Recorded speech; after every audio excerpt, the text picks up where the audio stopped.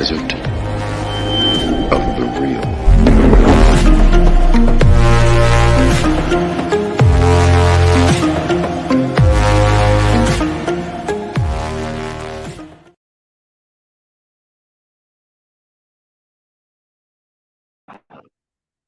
Welcome back, ladies and gentlemen. My name is Tom Shuri, and this is a pure test edition of Zero News plus a teeny little announcement. So just bear with me because I've been trying to make some new intros and stuff today, and none of them have worked. So I need to bring you guys up on another channel a second. I'm gonna go from there. 1 second, please bear with me. Go sweat out in a second. Okay, I just need to see you guys on the actual main chat because StreamYard's chat is crap. However, I bought a. Oh, I see the green screen's not working too well. I did a. It's frozen as well. Hang on. Sorry about this. I was expecting this. I've got a few things I'm testing out, so just bear with me. Okay, so I got StreamYard, and I'm not overly impressed with StreamYard, as in, it's good because they've got servers which do all the work. So if you've got a crappy internet connection, the person you're speaking to has a crappy internet connection, it doesn't really matter. StreamYard handles it all in the meantime. However, if you're like a year's worth of StreamYard is what I paid for, is a lot of money's worth. They are getting better. They're allowing you to extend the amount of the quality. They've upped the quality you can record at. They've extended the length of videos. And today I noticed a new feature on there, which is you can now share a video file on here with the audio of unlimited length, which has been a real problem in the past because there's videos I've wanted to show you, haven't been able to for this very reason, which is why you're then always left going back to OBS Studio, stuff like that. Now, first things first, I'm using the wireless setup that you've seen me use before, but I've got the Lavalier microphone that goes with this setup. So the first thing I can really do with is a sound test, and tell me how the sound is. And even if it's audible, is it tinny? Is it distorted? Does it sound just about right? Be really grateful if you could give me some feedback there so that I can adjust it as we go along. And also, like I said, StreamYard has got this new thing to test well, which is StreamYard claims now that you can, let's see if we can do this. You can now share a video file with audio of any length. So I'm not going to play you a full video, but let's just see. They should have simplified it. So the quality that they're allowing you to do is going up, which is good because on OBS, which is free, you can do any quality. It's not just the quality going up. The file sizes are going up. As StreamYard are taking more and more people on, from professional to chumps like me, they are making the money and they are actually putting it back into the project, which is good. So maybe by a year's time, I'll be able to justify buying it. But I still think that if you can go and learn something like OBS Studio, do it, So because it will save you a lot of money, but it's getting better. So we're going to try that in a second. I just seen Bolton say something. Oh, hang on a second. Sounds mono. Well, it is mono. I'm not being sarcastic, but it is mono. But what's the actual sound quality like? Because don't forget, I haven't turned it. That's bottom gain and everything. But this is that mic I told you about, Bolton, the Lavalier one, the smallest mic, the smallest Lavalier mic I've ever seen, and the one that made me quite seriously concerned about the quality of it, even though it's supposed to go with this equipment. So, so this is with the gain at its lowest. Let's have a look. Hang on a second. This is with the gain at its lowest.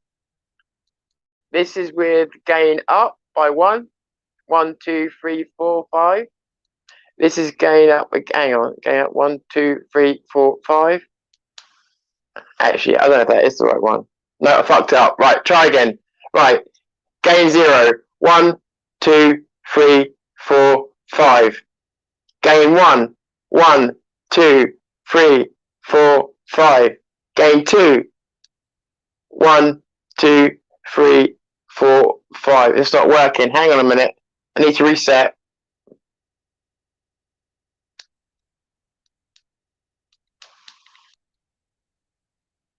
Interesting. Something's happened.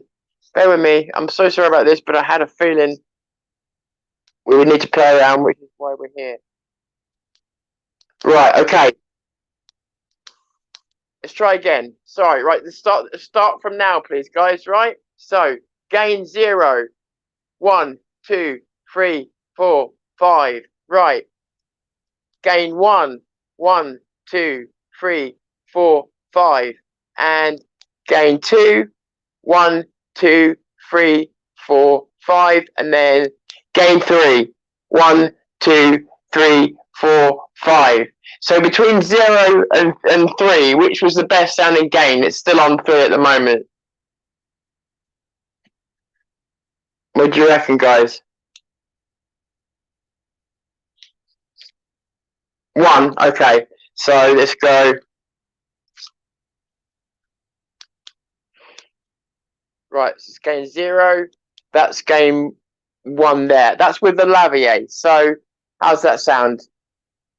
I'm sorry about this, everybody, but I put it in the title that with the new equipment and stuff, we really do. Why is that pointing there? We really do need to try all this stuff before we go out on the street and stuff. Okay, so you're both saying 1. So how's this? Oh, and somebody's saying 2.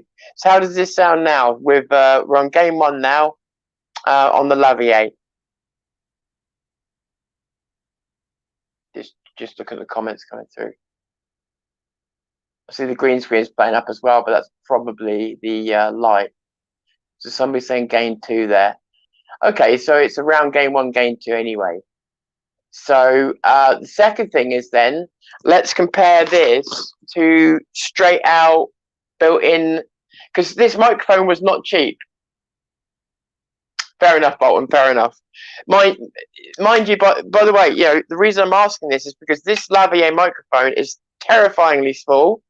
The cable looks very thin, and yet it's for a very good make for a very good setup. But I'm concerned because it doesn't actually look that much cop. So I'm now going to take the Lavier out, and we're going to be on game 1 with no Lavier miking, just the built-in wireless mic. So again, game 1 now with no Lavier mic in. How does this sound? 5, 4, 3, 2, 1. So yeah, I mean, the other thing as well is when you're listening to the intros and exits of my show, if you ever want to really get a good idea of how the sound is on them, it's always worth listening through a proper stereo, because a proper stereo, you probably don't realize, but I'm putting a lot of sub booms in the intros and outros. I'm putting a lot of effects in that unless you've got a full range of sound, you won't hear. So some people have noticed, like in the beginning to certain episodes, there'll be a big boosh, but if you're listening to the phone, you won't hear any of that at all. Hey guys, hey Vindicator, I've sent links to some of you just to see if some of you wanted to come on today. I know you may not, but the links I've linked you in for that reason. So if you're wondering why you got it today, that's why. But I just need to test this kit out first. So okay, so I'm going to turn the gain up without the mic. So it doesn't look like the mic's very good at the moment from what we're saying here. So let's go. Hang on a second. I promise we will get past the boring bit. We just need to do this to be sure what we're doing here. 1 second. Right, so gain up to gain 2. Gain 2 still using the inbuilt microphone. 5, 4, 3, 2, 1. So that's gain 2 using the inbuilt microphone. And then whilst you're giving the answers to that, gain 3. That's gain 3 using the inbuilt microphone. 5, 4, 3, 2, 1. And then what's the rest? So 5, 4, 3, 2, 1, 5, 4, 3, 2, 1. And then if I turn the gain on this one back down to normal, sorry about this.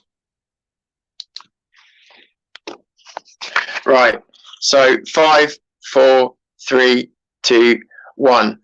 So 3, 2 destroyed. Okay, that's what I expected. So that's interesting. 2 okay, not much different to 1, but 3 is a bit okay. Right. So fair enough. So we know that 3 is no good, especially with the inbuilt mic. So the question is, what is the difference? So let's put it on. Let's put it on 1 for the time being. In fact, let's put it on 2 for the time being. Right. I will catch up with you in a second. I'm sorry for wasting your time like this, but we will get this sorted, and then we can move on. It's better than having to figure it out in the road, you know, in the field. Right. So that's on 1. Okay. So that's on medium gain there. So what is the difference between this? And I'll do it again. 5, 4, 3, 2, 1 on gain 2 compared to this, which is gain 2, but now with the lavalier in. 5, 4, 3, 2, 1. What's the difference, guys? And Bolton, can you tell me that this lavalier is better than the $7.99 lavalier microphones that I was buying before? People thumb this down, Vindicator, because you get the same 6 people come and vote it down every time. They usually subscribe to the channel because just so they can vote it down, which tells me that they care. And every time they vote it down, it tells me that I've managed to get under their skin enough that it makes them want to get up every day and downvote my videos. So it doesn't matter what they say, it doesn't matter what they pretend. The fact that they downvote proves that every single time that they care, because it doesn't do any damage to my channel, doesn't do any damage to reputation, and it helps my channel. I've told them a million times the only way to hurt me is through indifference, because then it would harm my channel. But they can't help themselves. It's usually about the same 6 people. Normally I'd feel sorry for them, but fair play to them. They keep the channel interesting, so let them keep bringing it. Okay, so what we got? So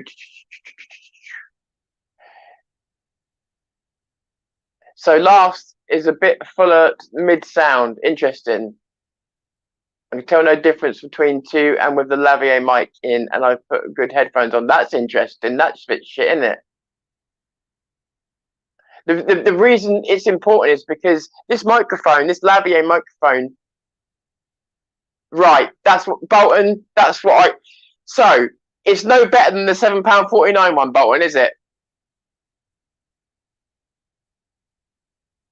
Yeah, it normally is before the video said Vindicator, or as it's just been uploaded, they downvote it before it's even gone live, which amuses me no end, because they would literally, if they really didn't care, they wouldn't be bothered to get out of bed to do it. It doesn't do my videos no harm, so you know what I mean? I get a perverse pleasure at knowing that I've obviously. They say if you've made no enemies, especially in this game, then you've probably done nothing worthwhile or interesting. So the fact that people are prepared to subscribe to my channel just to vote it down is a compliment. I've got under their skin in some way, shape, or form. That's a compliment. I've done my job. Right. So thank you for that feedback. I'm going to take the lavalier out. And I know, let me take the gain down on this because it's probably going to be a bit scratchy otherwise. 1 second. And I know now to send this fucking microphone back. Rode have done a bit of a naughty thing, and that is they have released a really, really good bit of kit, and then alongside it, they released one of the worst lavalier microphones I've ever used, and branded it at 50 quid. And I said to Bolton the other day when it arrived, before I'd even used it, I had concerns about the way it looked. But I thought, nah, this is Rode. It's going to be all right. It's part of the Wireless Go set. It's going to be all right. It's not, is it? It's crap. The best thing for me to do, send this back, get a £7.49 mic, and use that under my clothing if ever I need it. But certainly don't need that. So that's going back. Thank you for the feedback. That was very important, guys. Really do appreciate it. before we can, hang on a second.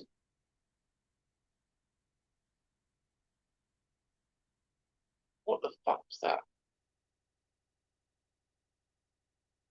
I have no idea what that was. Before we continue, how's the sound now? Are you okay now with the sound? Now it's clearer, tinnier. Okay, so if we up the gain just one little bit, clearer. Fuck you. Sorry, clearer and tinnier. Oh, fuck off. If I drop that one more time, it's going through the fucking window. Right, clear it. So now I've just upped the gain by 1. So that might take the... Oh, fuck off. That might take the tinniness away. How's that sound? Need more bass. Yeah, it's hard to control.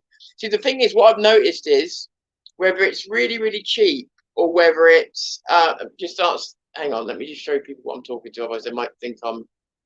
1 second. Right, so this here. This is what I've noticed about wireless mics is that nearly all of them, whether they're cheap or expensive, the bass isn't there. And I think that's because they're all using high frequency signals. That way, they can broadcast on the signal, but it doesn't travel too far and knock out other people's equipment. So I've got a funny feeling they're using high frequency, which doesn't translate well to holding good bass. So it's the only thing I can think of. But every wireless microphone I've tried, from expensive to dear, to cheap, has had a lack of bass. And it may just be, unless I'm prepared to spend £500 on the next, or £350 odd pound, and then £500 on the next one's up, which I'm not. Then I don't see there's going to be a way around it except using wireless mics when we need to, and trying to get a quality lavalier mic. It's really difficult because really phones, as much as people try and make out phones are all the bollocks, the phones aren't designed for this. We're using them beyond design capacity. And really, I'm just amazed there's not a market for decent equipment that is not bound to a phone. That at the same time isn't just a bog standard video camera. I mean, why did the video cameras and the other cameras fail to go live for very long? They tried it with Facebook and Samsung VR Cam, but it's really failed to take off because everyone's stuck to these fucking things because they all think their phone's brilliant. Oh, my phone does 2.6 gigahertz. What does that mean? Can you explain that? Can you tell me what that means? No, you can't. You literally cannot tell me what that means. It's so frustrating for me. Oh, I video edit on my phone. Well, you're the biggest fucking dick. I could know then, because only your dickhead would video edit on their phone. Your phone is not capable of it. It's not built for it. You'll get shit results, and you'll be doing fucking 3-minute clips at a time.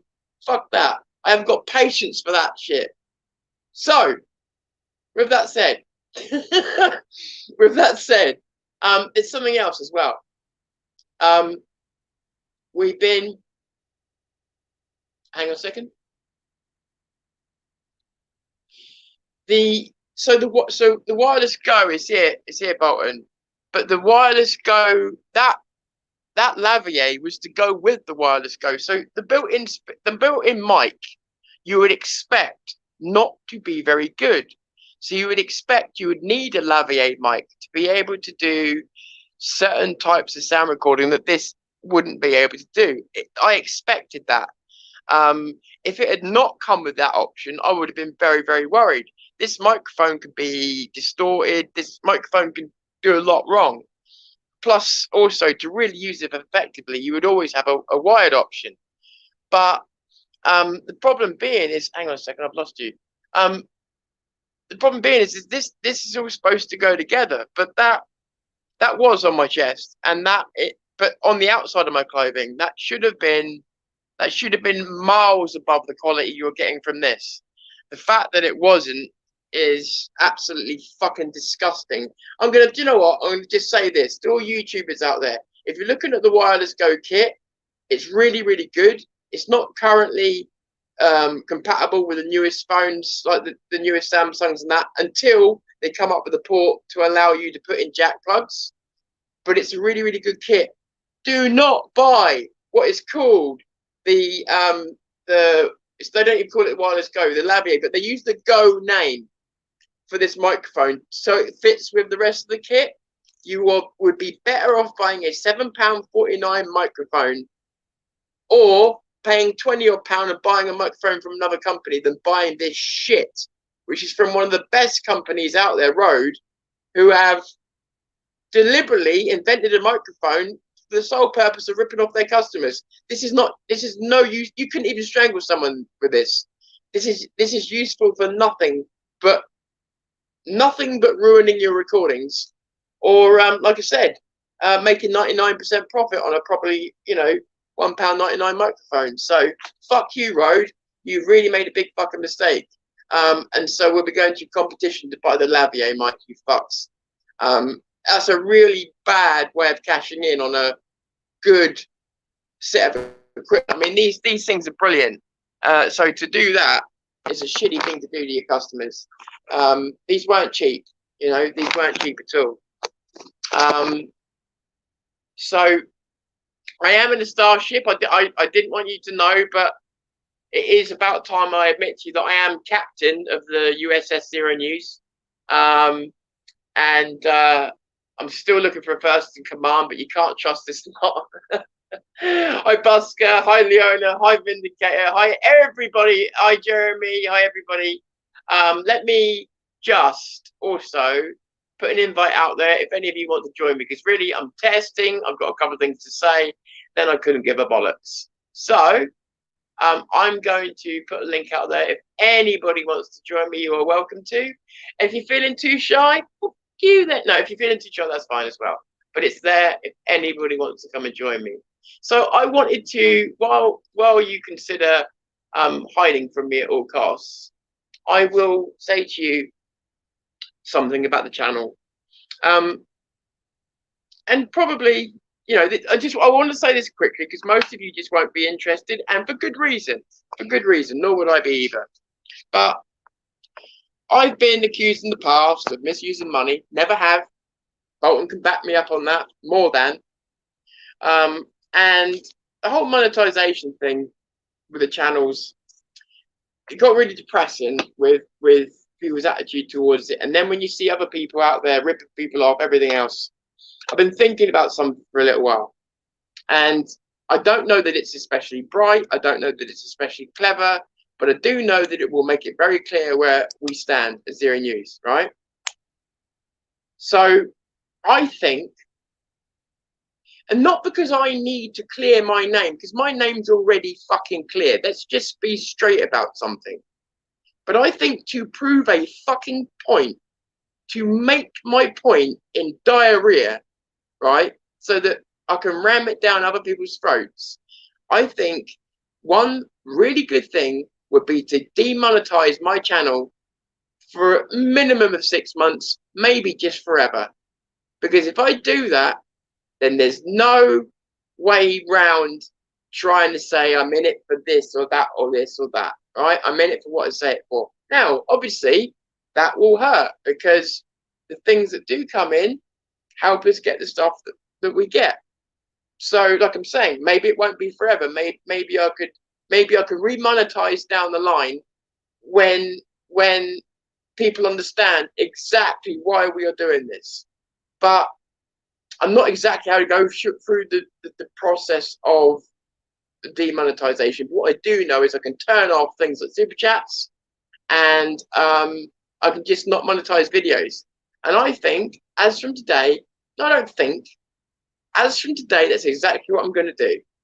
Fuck everybody who keeps trying to make out that, and by the way, there aren't that many, that we're taking the piss with money or that we're rolling money or anything else. Any money that I've got right now is a little bit from the kind of people that have offered us stuff. And most of the rest of it is my own money, which I'm happy to spend on doing this, always have been. And the only way to, I think, to make this inarguable from Zero News' point of view is to say, fine, we take nothing, zero. Nothing at all. Because then why we're in it simply just goes away because nobody's got a leg to stand on. So that's exactly what I'm going to do. Like I say, I may remonetize down the line because we don't get a lot from it anyway. It's people's kindness through super chats and that help us. But I'm taking the PayPal email off, and I'm turning the monetization off. It's over. We have a £60 threshold on there, and I didn't want to leave YouTube with it. Someone gave us a donation the other day that pushed us over that threshold. It'll be the first payment we've had in a little while. So collect that payment, then they can shove it up their ass. The other thing as well is they demonetize us, but they still keep making their money from adverts. I don't want them making money when they're censoring us. So I also revoke that YouTube partnership that we have. It's not a partnership. It's them ripping you off for your time and your work, and then just telling you what you can and can't have up. But if you do have it up, we'll monetize it and we'll make the money, and you can go F yourselves. We don't have to put up with it. We don't have to put up with it. So rather than putting my audience through adverts that they don't want to see, rather than having the fucking scrounge session, oh, I need to get here, I need to get there. Got the money, we go. If we don't have the money, we don't go. I'm pretty sure you'll all understand that, rather than you'll understand me shaking the fucking coin bucket. So this is the route that we're going down. We were already headed down this route anyway, but I wanted to make this totally official. This is the route we're going down. And just so you know, because I've seen people, and I've seen the comments they've made, even when we hoped to make enough money to run the show, it was always from advertising we hoped to get it. It was always there that we hoped to get it. We never wanted a single person to ever pay for what we do, no matter how good it got, because it was always about if we could get sponsored or if we could get marketed so that it would pay for itself. As that's not happening anytime in the near future, we don't want your money. We want your time. We want you, if you're new, we want you to give us a chance. We want you to subscribe. We want you to hit the like, dislike, and we want you to watch and give us a chance, and to give new people that we recommend a chance, to give the people that we have on for interviews a chance, to give everybody we speak to and the stories that we try and cover a chance. What we really need is a strong community, good audience, and critical thinkers. And none of that can be got with money. So we have what we need. To keep accumulating things would just be pure greed and unnecessary, also on top of everything else. So I've finally had enough of it. Bollocks. We don't need it, guys. What we need is a really strong work ethic and a really strong direction of where it is we want to go, where we are going, and just not to allow anything to stop us. And like I say, if there's things we can't do because of money, it's not my problem anymore. It's just not my problem anymore. I do everything I can, as I always have, and I'll continue to. And like I say, maybe down the line, I'll remonetize the thing and I won't even say a word. But for right now, do you know what I mean? We'll just leave it as it is. And I'm actually okay with that. And at least then we all know why we're here. And that ends that silly conversation. And especially as well, when you go and look at all the other YouTube channels, it must get on your nerves. Every single fucking channel waving the poor box at you. And I just don't want to be. I don't want to be another one. And the other thing is, this is the last time I did wave the poor box at you. It's for someone else, and they ended up making a cunt of me. So I won't allow that to happen ever again either. So I won't allow you to be treated like a cunt or me. Sorry for my language, but it's the way it is. So with that said, so that was the kind of announcement part. I just wanted to make sure that that's out there and clear, and very clear.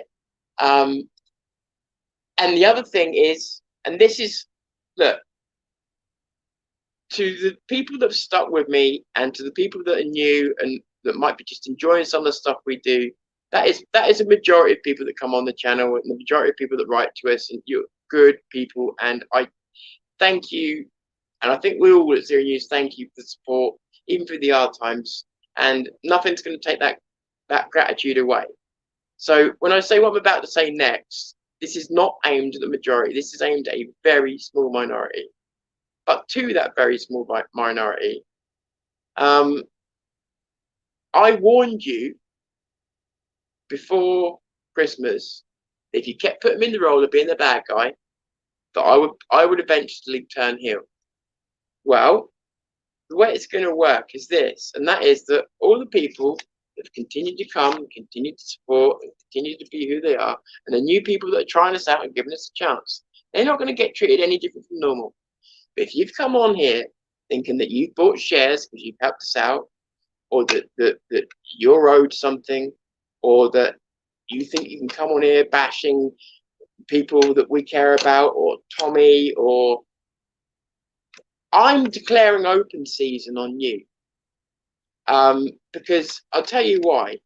And to everybody else, I apologize if this sounds nasty, but I don't mean this to sound nasty. I'll tell you for why. It's because I sit and I take shit, and I've taken shit for a long time now about firing back. But I'm damned if I'm going to have people coming onto my own channel. People, see, if it was just random trolls, that's one thing.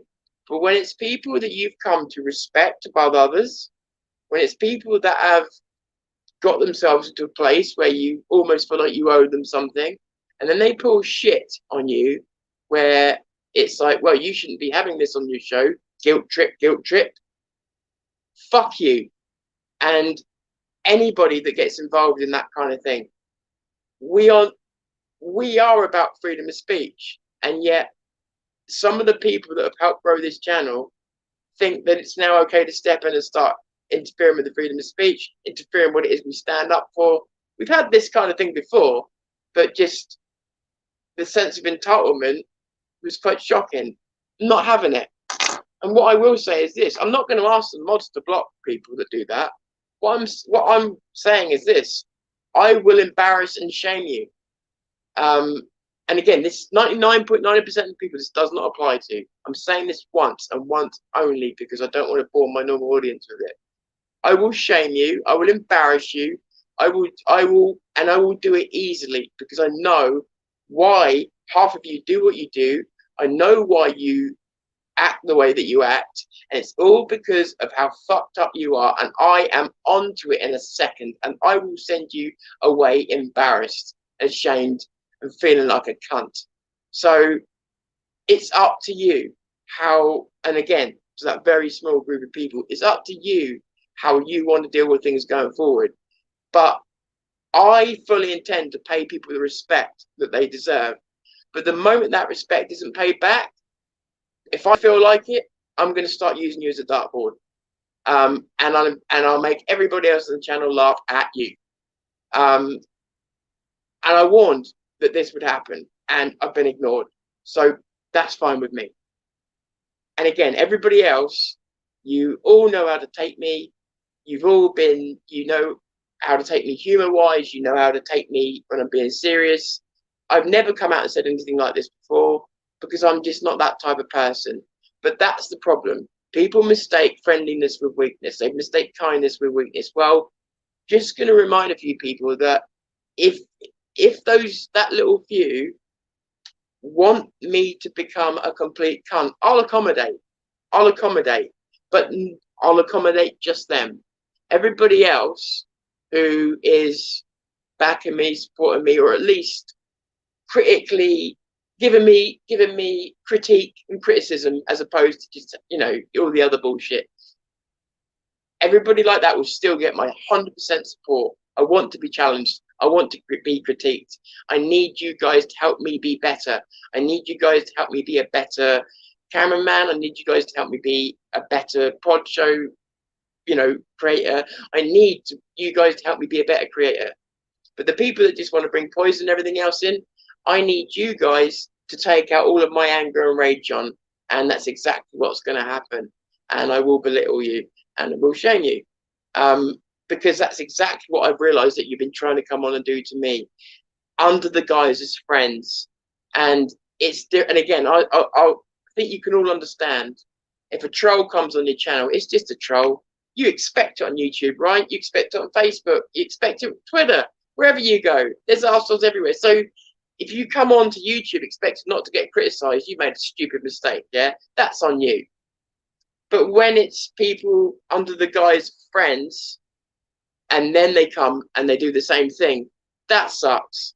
That sucks. It's something I've never really been able to wrap my head around. And I've tried, And Bolton will tell you, me and Bolton have been at loggerheads many, many times. We've disagreed on many, many things. But because he's an adult, because I'm an adult, we've never had to bust up in a way where there's any drama or falling out. Same with other people. There's no need for the drama and falling out and stuff like that. So what I'm trying to say is there's examples of how you can avoid all of this. But yeah, I just want to, like I say, it'd be the only one I'm gonna say this on, because I don't think it's great for you guys to hear me sitting talking like this. It's not a great look, but I do want you to understand this is not aimed at most of you. This is aimed at those people that keep coming under the guise of friend. I see you. I know who you are. I will call you out, whether it's on this show or wherever I am. That's the other thing. I don't care where I am at. I'm going to call you out. And then tell you to stand the fuck away from me. Stay in your own fucking lane. It's sad that I have to kind of do this, but I either need to do one or two things, or one of three things. One is fuck off. Two is bow to these people that make unreasonable demands. Or three, treat them with the fucking contempt that they deserve. I vote for number three. And I think that most of you would do the same thing, and most of you would back me to do the same thing as well. So, and even if you don't, sorry, but this is the way I'm dealing with it. I'm going to get something out of this as well. They've got something out of it. I'm going to get something out of it. But don't make the mistake of thinking that's me going to be arguing with trolls all the time. No, these won't be trolls. These won't be trolls. And wherever possible, I will take it to a private place, because there's no need to be doing it on air. But as I said, some people, you may not realize this. You see people come onto these channels all the time. And if you've got a channel of your own, you may know what I'm talking about.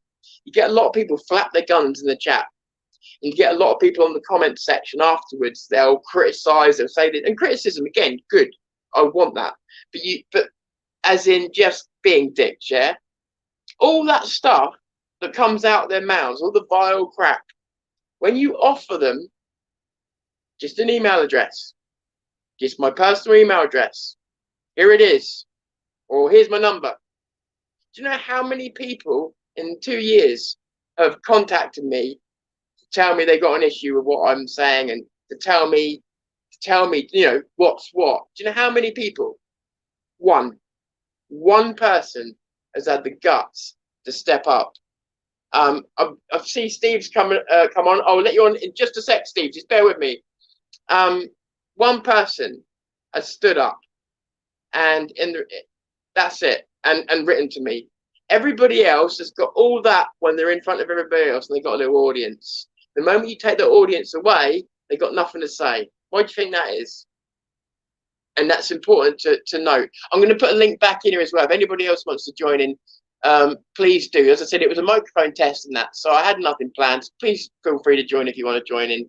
We talk about anything. I don't really give a shit. I also wanted, you know, with all this, it might just sound like, oh, the only reason I've come on today is negativity. I actually want to catch up, make sure you're all okay, and things like that as well. So let's bring Steve on. Oh, I can't. Hang on a second.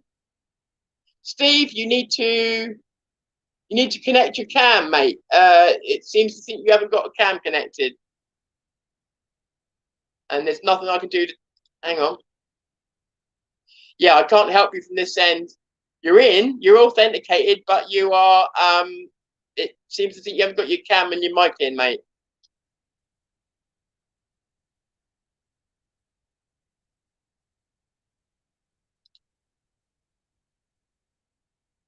But here's the thing, Simon. So a lot of it isn't trolls. That's the worst of it. It's people you know. But it's interesting because talking about the troll aspect of it, what I've noticed a lot as well is that people, we've noticed this for a long time, and you've probably seen it as well. People go from channel to channel to channel, and I never used to realize this. It's only because people have told us that. But people go to channel and channel, and they take their conversation and often their beef from one channel to the next, to the next, to the next, almost where there's online bullying going on. And because I don't watch other people's stuff to see that, so I don't know that stuff's going on. But people are taking it from channel to channel, and this has happened for a long time now. but it's also the silly shit that they're saying to creators on that channel. And too many creators, and I'll name no names, believe the shit that they're being told. And shame on them for believing it, to be totally frank. But, you know, sorry, just, right, let me just have a quick look through, say hello, and like I say, Steve, it still says you are not connected, mate, if you're trying to get on. Just go backwards a little bit. It was something, so I wanted to come to Facebook and that in a minute, but just want to have a quick look. So again, I don't know if I put the link in or not a second time, but if I didn't, if you do want to join, if Steve's having a problem there, then please feel free to come join in. If you don't feel like it, no problem. Just have a look through.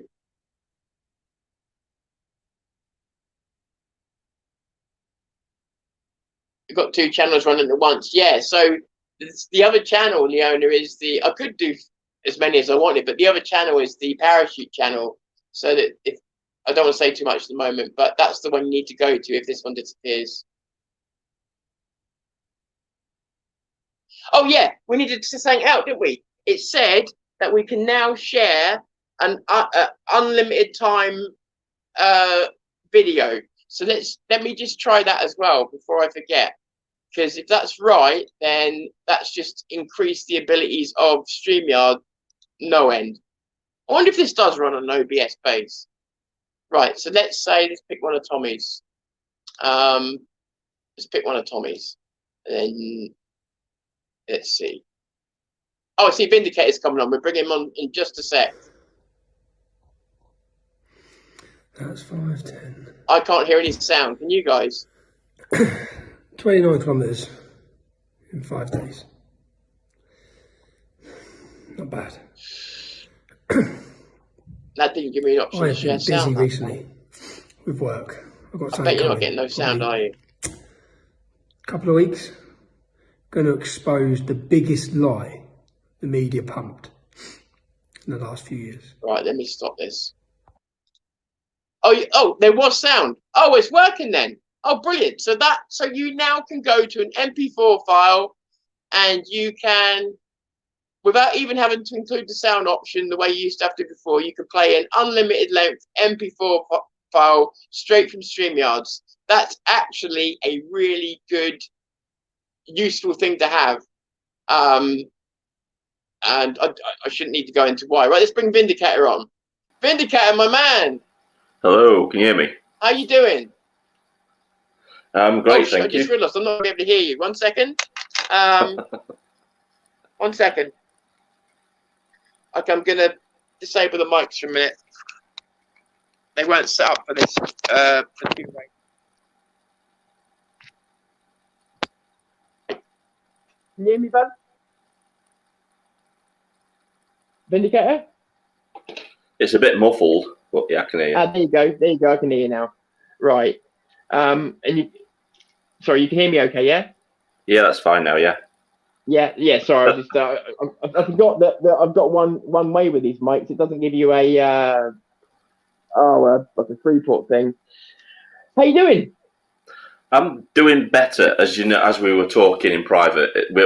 I think I was going through a patch that was like, I think everybody's going through it, basically, that's stuck in the middle of this mess. We all have us ups and downs, don't we? We have to like snap out of it a little bit sometimes, but it's been tough over the last few weeks, very tough. I'll be honest, that's why I sent you the link today, because I gathered, and yeah, I think we've all been going through it. I also want to say an apology to this man, Danny Roscoe, because yesterday we were going to go and do Roscoe and Fury, and not everybody else, a lot of the eastern country was getting snow dumped on them. We've actually had none here. It got cold enough for it. The little bit that came down didn't melt, but it was so little of it. I was laughing at how easy we were having it down here. But we did have blizzard-like winds. Although we wasn't snow, it was fucking strong winds. So it's absolutely chucking it down with snow here at the minute. Oh, is it? Oh, so we still haven't got much here. So, but one thing that did happen was we lost power. So, normally when my power goes in my place, it's not a big deal because all the lights stay on because they're all attached to power banks. I just lent someone all my power banks. So the only source of power I had was my phone. Thankfully, I got a case where I can run a USB port out from my phone and use my phone as a power bank. So I managed to power up the lights with that. So I was sat here last night with virtually no power. So apologies to Danny Roscoe because, yeah, it wasn't cool last night. It was nice. It was nice as an atmospheric, but not great for podcasting.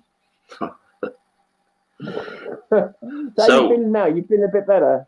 I feel a lot better now. I did a video yesterday because that's what I do. I think I get bored because you've got so much time on your hands, you just get bored. I did a video yesterday and I think it's got over 4,000 views now. And yeah, that kind of put me up a little bit. It was about that cafe owner that got punched by the police officer for opening up. Right. That, yeah, I'm seeing a lot more of this punching business. I'll be honest, I've got too many things on my head at the moment because, okay, I don't even know how to fucking get this in line in my head. No, in fact, you carry on for a second because I actually need a couple of minutes to try and figure that out in my head. So yeah, carry on. This is what we need more of in this country. The guy's Polish. He said, you know what, I've had enough. I'm going to open up my business. And he's doing it in defiance. Even though he got arrested, he's opening up again. I think he's opening up again tomorrow. And he's told everybody... What he needs, I don't know if he's got this, what he needs is a group of people from the street to firewall him as well. Oh, yeah, the whole community supporting him. Because this is like their... That's what he needed. This is like the community meetings place where everybody goes and has a chat and a talk and that kind of thing. Okay, that's interesting. Now that's what we were looking for, wasn't it? Yeah, exactly. And hopefully this gives courage to other businesses to open up as well, because the more that do it, the less they can police it, because they can't split their resources over loads of businesses opening up, because that's just to stretch their resources. They can't do it. Sorry, bear with me. I just seen Bolton say I need a mic. Just give me a second, guys. That's really weird because I'm using... Oh, hang on a second. It's sounding a little bit muffled. How's that now, guys? 1, 2, 3, 4, 5. 1, 2, 3, 4, 5. 1, 2, 3, 4, 5. That's a lot better. Yeah, I think it was using the Bluetooth without my permission. Sorry about that, everyone. Oh God, sorry, I'm having a fucking memory blowout. It's one of those. No, I'm trying to think about what you were just fucking talking about. Every time I go to it, I go blank again. It's because I'm thinking about the microphone and the cafe owner and the fact that the cafe is like a social hub. Yeah, and I think we could do with a lot more of that. That's exactly what we were really aiming for when we talked about stuff like this before. And I'll tell you what, I think, I don't know how many people would and wouldn't, but that's a good sign in that place. There's a lot of people that would back people, and I mean, our poll is still giving us interesting results, as in the highest percentage of people are still saying it's very busy, and then the next higher percentage are saying it's noticeably quieter, but not dead. I think why it's because around here there's a Polish cafe up here that's actually opened up as well. I was going to do a video about it, and they had a visit from the police, and I think they actually got shut down. I think the guy was taken away and arrested. But it's interesting because these are people that have actually lived under communism, and they're very, very defiant people. That they've lived with totalitarian regimes before, and I think this is why they're so defiant of the lockdown and the way this government is treating people. Sorry, just got to say, just quickly to Steve, who tried to get on earlier on. I've just seen the private comment sent to me. You were never blocked, mate. I don't know what the problem was, but you're not blocked. So I don't know what that's about. But as far as I know, you're not blocked. I'm pretty sure. Right. I've got something to say about Steve, because I think this is the same Steve that used to come to my live streams. He always used to come in. He always used to come. Sorry. Yeah, he always used to come to the live streams. get the same issue, right? No camera, or if there's no camera present, and then he'd just leave obscenities in the private chat, and then he'd just disappear. Right, so we'll go back to that private chat. I'm happy to actually discuss this now because, like I said, I don't want to come back to all this negative shit. So why not? Let's just do it. Unblock me, please, mate. Don't know why I've been blocked. I can't chat. I've been blocked. My mic ain't working, buddy. Well, I knew your mic wasn't working. I told you that at the beginning. Why does everyone assume they're fucking blocked?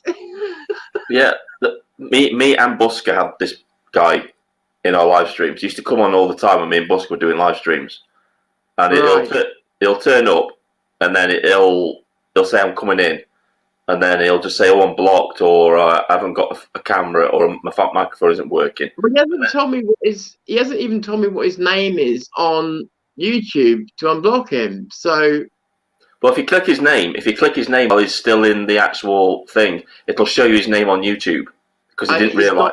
He's not in StreamYards anymore. Ah, right, okay. It's gone. But yeah, I don't know.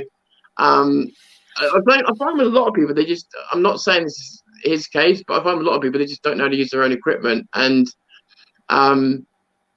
yeah, you just got to sort of say, oh, hang on a minute. Oh, what you mean, Simon Soros? So, well, he's definitely not blocked because we just all saw him speak on the channel. Yeah, speaking in the chat, I saw that as well.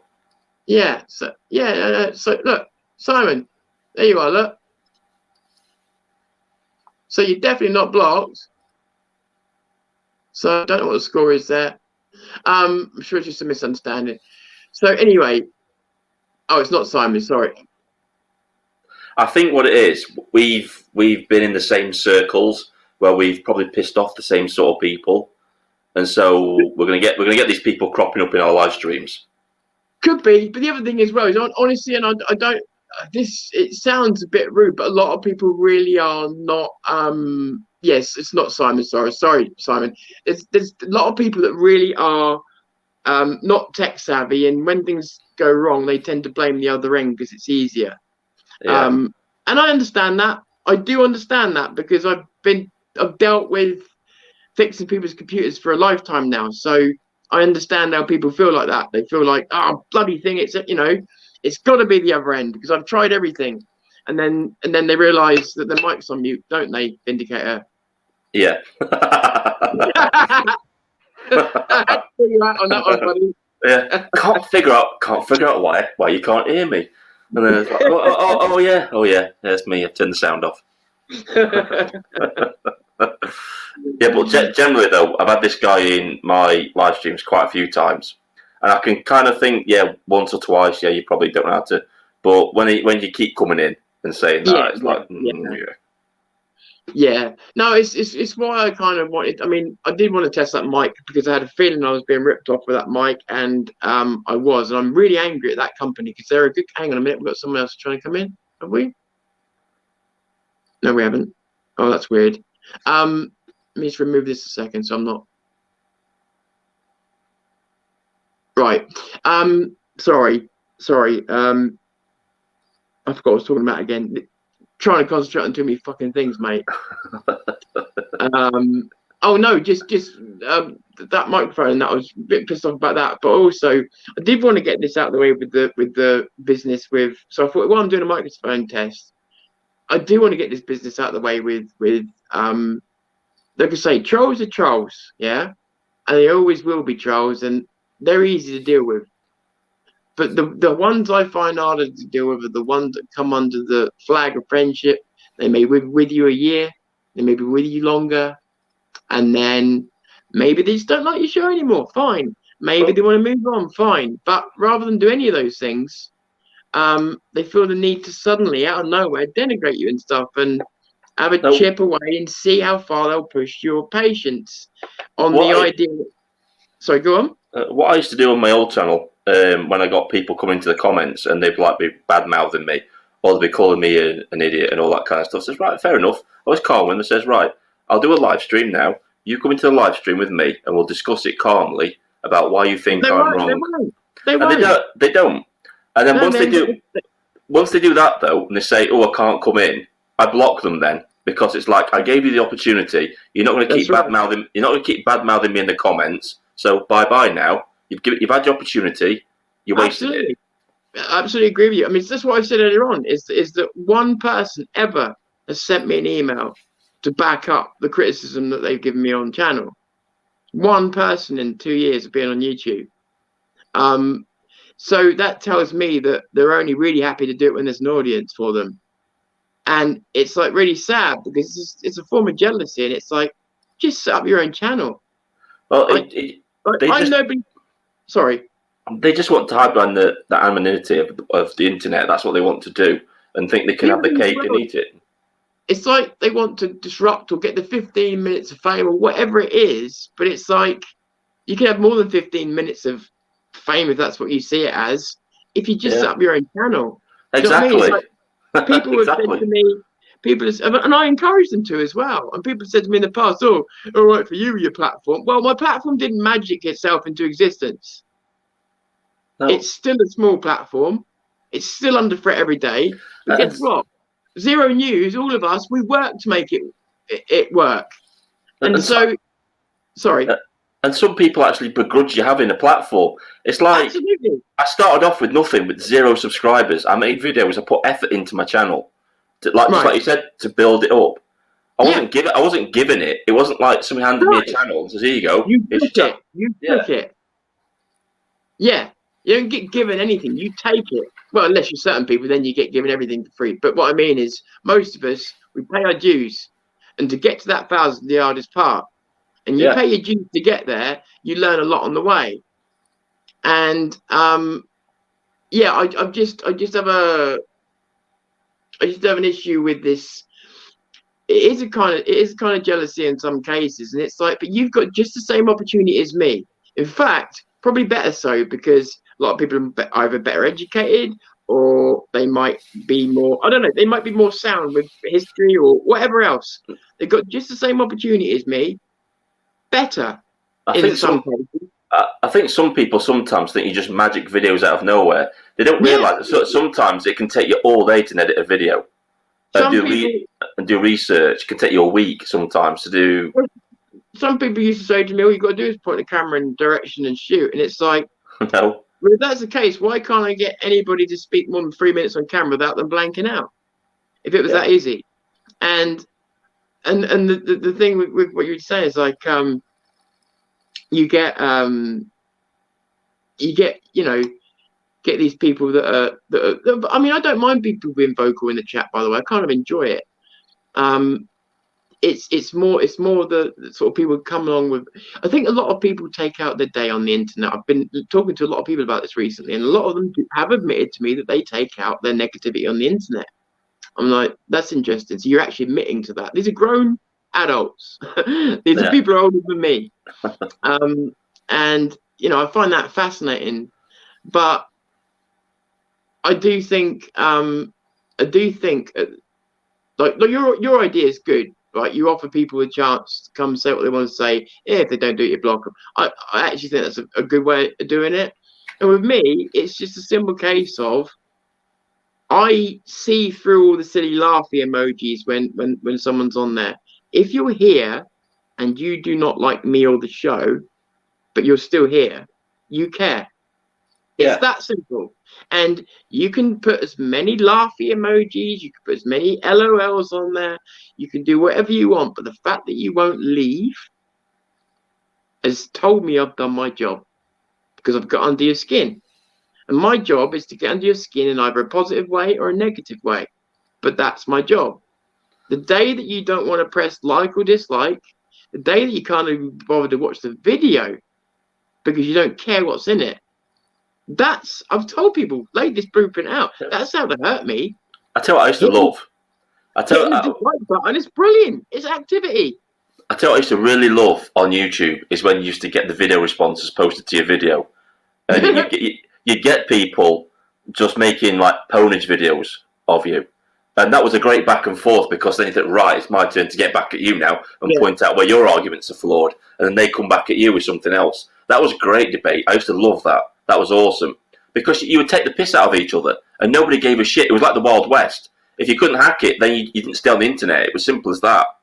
But now it seems like we all need safe spaces. Oh no, you can't say that. You can't say that at all. It's like, what are you talking about? Absolutely, it's very, very true, and it has infected the right. You know, even me and you talking about self-censoring and that. I mean, it's all part of it. Yeah. Hang on a second. Danny Roscoe's joining us. Just going to bring him in 1 second. Nice one. Yeah, so here's the other thing. I just want to add to what Simon Soros has said here. So to add to what you said there, Simon, here's the other thing. When Zero News was under 10,000, we were the underdog, and everybody was willing us there. The moment we got to the 10,000, people were making snarky little comments about how we got there, and it was like, that's the British mentality all over, isn't it? You know what Simon's saying there is exactly what happened to Tommy Robinson. This is why certain individuals went after Tommy Robinson. They thought, if we discredit him, his fans will come to us and give us the donations. And I also think all this PayPal Patriots thing was to make sure that Tommy couldn't get money full stop. Let's bring Danny in. Danny Roscoe! Yo, what's going on? Hello. You wanna call me, what's going on, people? You want to call me Biden today because I'm in my basement. I'm doing this from my basement, man. Well, wait, Danny, are you using your black privilege to just break into this podcast today? That's what I'm doing. That's why do you know what? It's too much white privilege on here with you, Tom. That's it, yeah. I'm just jumping in now. I've got to steal the show for you. Yeah, but I'm kind of like black because I've got a black and a red V, so I'm kind of like. Huh? God, what was that, Dave? Sorry, I was having a giggle with myself there. You there, bud? If your mic failed you, or is it just, have you lost your balls? I'm kidding. Dave, you lost your mic. It came out again. Oh, there you go. I knew you did. I knew it was your mic. Sorry, mate. We lost you. What was you saying? This internet, it's really crap tonight. I think it's because it's chucking down with snow outside. The bandwidth is just going up and down really badly. Yeah, what's happening at the moment is the reason we're having a lot of problems we're having is where the business tier is relatively untouched, and then the plebs tier that we're in is overfilled. It's rubber banding, so the internet stretches like a rubber band, and that's a lot of what's happening at the moment. That's why a lot of the sound things keep going out of sync as well. So, Danny, what's going on? Are you in nuclear mode 1, 2, or 3 today? I'm all right today. I'm all right today. I had a little blowout yesterday, so I'm all right. No one's really. Do you know what it is though? No one's done nothing, yeah. So I can't get angry because nobody's doing anything, like literally. And I've gone past like people not. Reason to get angry. Nobody's doing anything. Huh? But that's a good reason to get angry. Nobody's doing anything. No, that's what I mean. I've done all that. I've done all that anger because no one's doing nothing. I'm just looking at people and I'm just looking at the keyboarding shit. Oh, we've got to stand up. Listen, today I had someone who was an anti-vaxxer taking a vaccine. I was like, what? What the fuck's going on? Do you know what I mean? Yeah, I do actually. Do you know someone in the shop that I filmed a million times? I mean, I've had a conversation with this person the whole time it's been going on. And listen, I know that a COVID vaccine for me is going to be a point that I'm going to have to cross at some point because they're going to use it against me if I want to leave the country, stuff like that. Yeah. Whoa! So, they're attacking me. They're coming for me. They're coming for me. Who's coming for you? I'm fucking BAME. I'm black. I'm BAME. They're coming for me next. I'm like 40 years old. I'm telling you. Even my doctor said. Even my doctor, when I got a prescription, are you thinking about the vaccine? Yeah, I'm thinking about it. Yeah. You know what that is though, don't you? They think about the 23 quid they're going to get for every vaccine they give somebody. That's what they're thinking about. Is that what it is, Vindicator? I wondered how much they're getting. I wanted to try and find out how much they're getting, and the testing people as well, how much they're getting, because Like, there's got to be money in that somewhere. Incentive about the testing for COVID thing. That, I mean, there's very strange stuff. Some very strange stuff. But oh fuck! I've heard they were offering people £500 to get tested. Weren't they? That's what I was referring to. That's what I was referring to. To get tested. Yeah, to get tested. What an incentive! 500 quid. What? Yeah. I mean, who's gonna turn that down? So, and this That's is the a immigrants story. and that, yeah. So again, That's the immigrants and that, or is it coming around normal people? Everybody. Everybody. Wow. As far as I know, I don't know if it's in one area or if it's countrywide. I'm not sure, but this incentive's for real. Which I thought it was a joke the first time I heard it, but it's popped up so many times now. Well, the reason why that is because people aren't buying the South African variant, are they? Nobody's buying that anymore. Oh! So they need more cases to back it up with. That's why they're like, oh, come on, get tested. Do you know what it is? The South African one, yeah? Tom, you know about this, because you remember the South African one was the Southeast one, and then the Southeast one's the Kent one. So where's the Kent one come from, and how comes the South? The one and with today, the changing name and changing origins. Yeah, but the South African one was 70% more deadly, right? Yeah. And now today he said it's not more deadly than the normal strain, so you can get the vax for the normal strain and it will protect you. Off again, wasn't it? You know, seriously, right? People blaming all this on Sage. I don't think it is. I think it's Matt Hancock. I think he's just going through Netflix, watching all the Outbreak. He's watched Outbreak now. So, yeah, we've got South African variant now. We've got that now. And next it'll be the Andromeda strain. I was talking in this shop with this person, and she said to me, because you're technically on the vulnerable list, she said, you'll probably be offered this vaccine. I said, probably. And she said, so are you going to like snatch it up? And I said, no. And I said, before you say anything else, I'm not anti-vaccines. I said, I'm anti-untested drugs. And I said, this one that they're pumping out at the moment, it's on trial until 2023. And I said, if people like you, and I didn't mean it rudely, but if people like you want to queue up and go and guinea pig yourself instead of me, that's fine. Because if I am going to have to take something in order to be able to go abroad and stuff like that, I'm going to get the 99.9% one with the minimum fucking side effects. Well, so I'm going to wait regardless. And the only reason I would take it, honestly, is if it does bar me from getting somewhere I want to go. That's the only reason.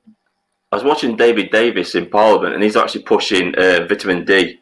He's really pushing that now, saying this really works, the vitamin D supplements. And yeah, he was properly having a go at Matt Hancock and saying, why do we need all these expensive vaccines when it's just a simple cure, just taking vitamin D supplements to boost your immune system? Why do we need these? It's interesting because in this country, I remember a doctor apologising. We've known in this country we need vitamin D3 supplements for a long time because of the amount of sunshine we don't get in this country.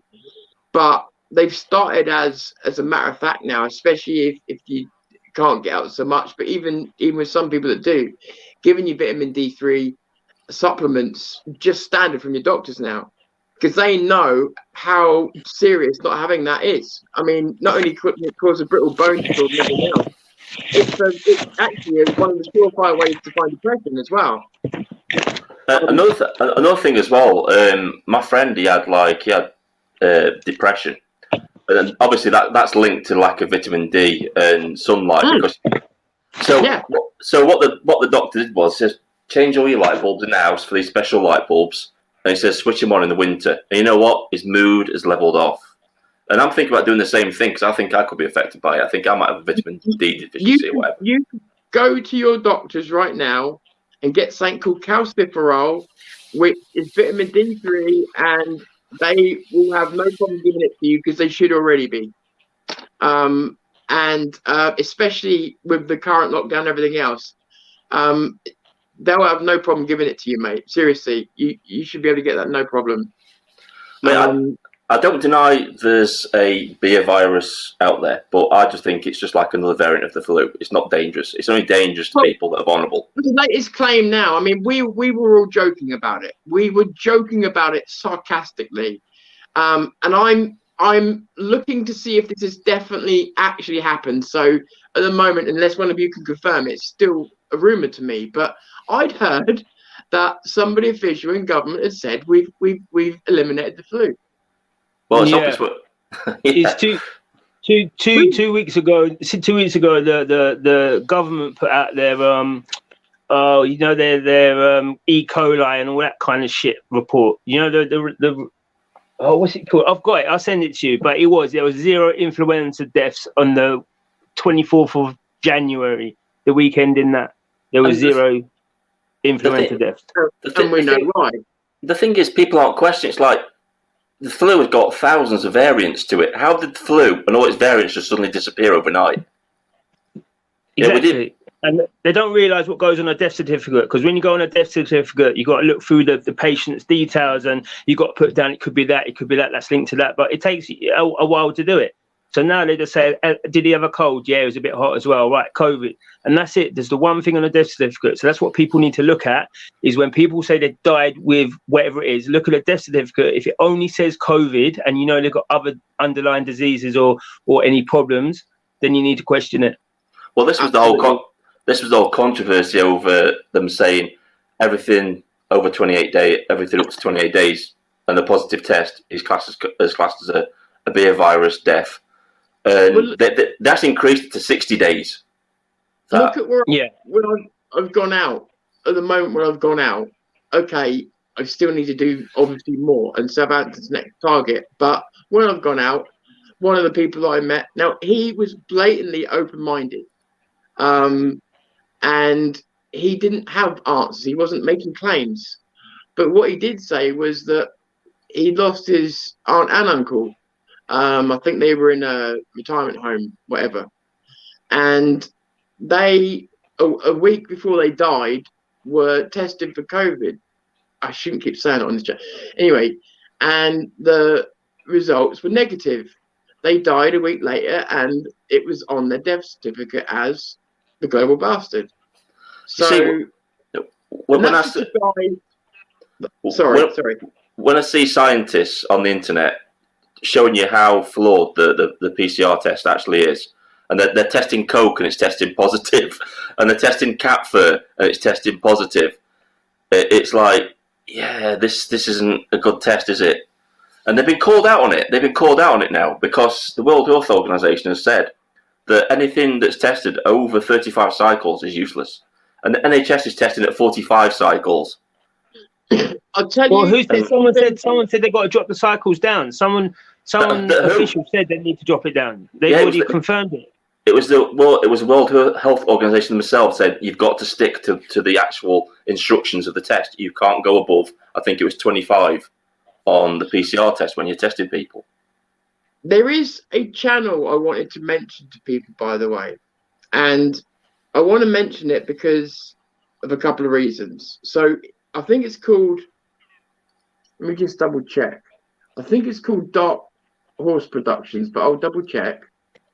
And it is Brett Weinstein, which, if you don't know who that is, he's an American intellectual, knows his stuff, very well educated, and has spoken with people like Jordan Peterson and that many times. And hang on a second, let me just put this in. And the reason I'm recommending this is because regardless of your beliefs, and it's not about whether you agree with everything they say or not, these are two people trying to come at this with the fairest mindset possible. But what I've been trying to do, except they're actually fucking educated. And they're trying to come at this from the most honest point that they can. And it's interesting the way that they've come at it. And it's something I'm taking on board now. I've been worried about stepping into the land of conspiracy theories, and it's been on my mind. And something they mentioned when they were discussing what should and shouldn't, what they felt they should and shouldn't discuss on their podcast. And it was simply this: if there's enough evidence of something to create enough doubt to make it a subject worth going on the table to discuss, it passes. It doesn't Well, have to be a conspiracy theory or not a conspiracy theory. If there's enough reason to talk about it, and it was just like that's simplifying it perfectly, really. What I should do, right? These conspiracy theories, right? I actually go and check. Actually, go and see if there's actually scientists that are actually saying these things that they're saying. And if I can back it up with scientific evidence, then it's true. It's not conspiracy theory, is it? No, it's a conspiracy. The main thing is it's the sourcing, and what I find is when people send me stuff, the sourcing is absolutely awful. I mean, it's really bad. I mean, if you want a good source, go to the Great Barrington Declaration, because they're all scientists, virologists, and epidemiologists. People actually deal with this sort of stuff. Not like SAGE, which is made up of 47 behavioural scientists, psychologists, and 12 epidemiologists. That's it. Yeah, That's who's advising the government.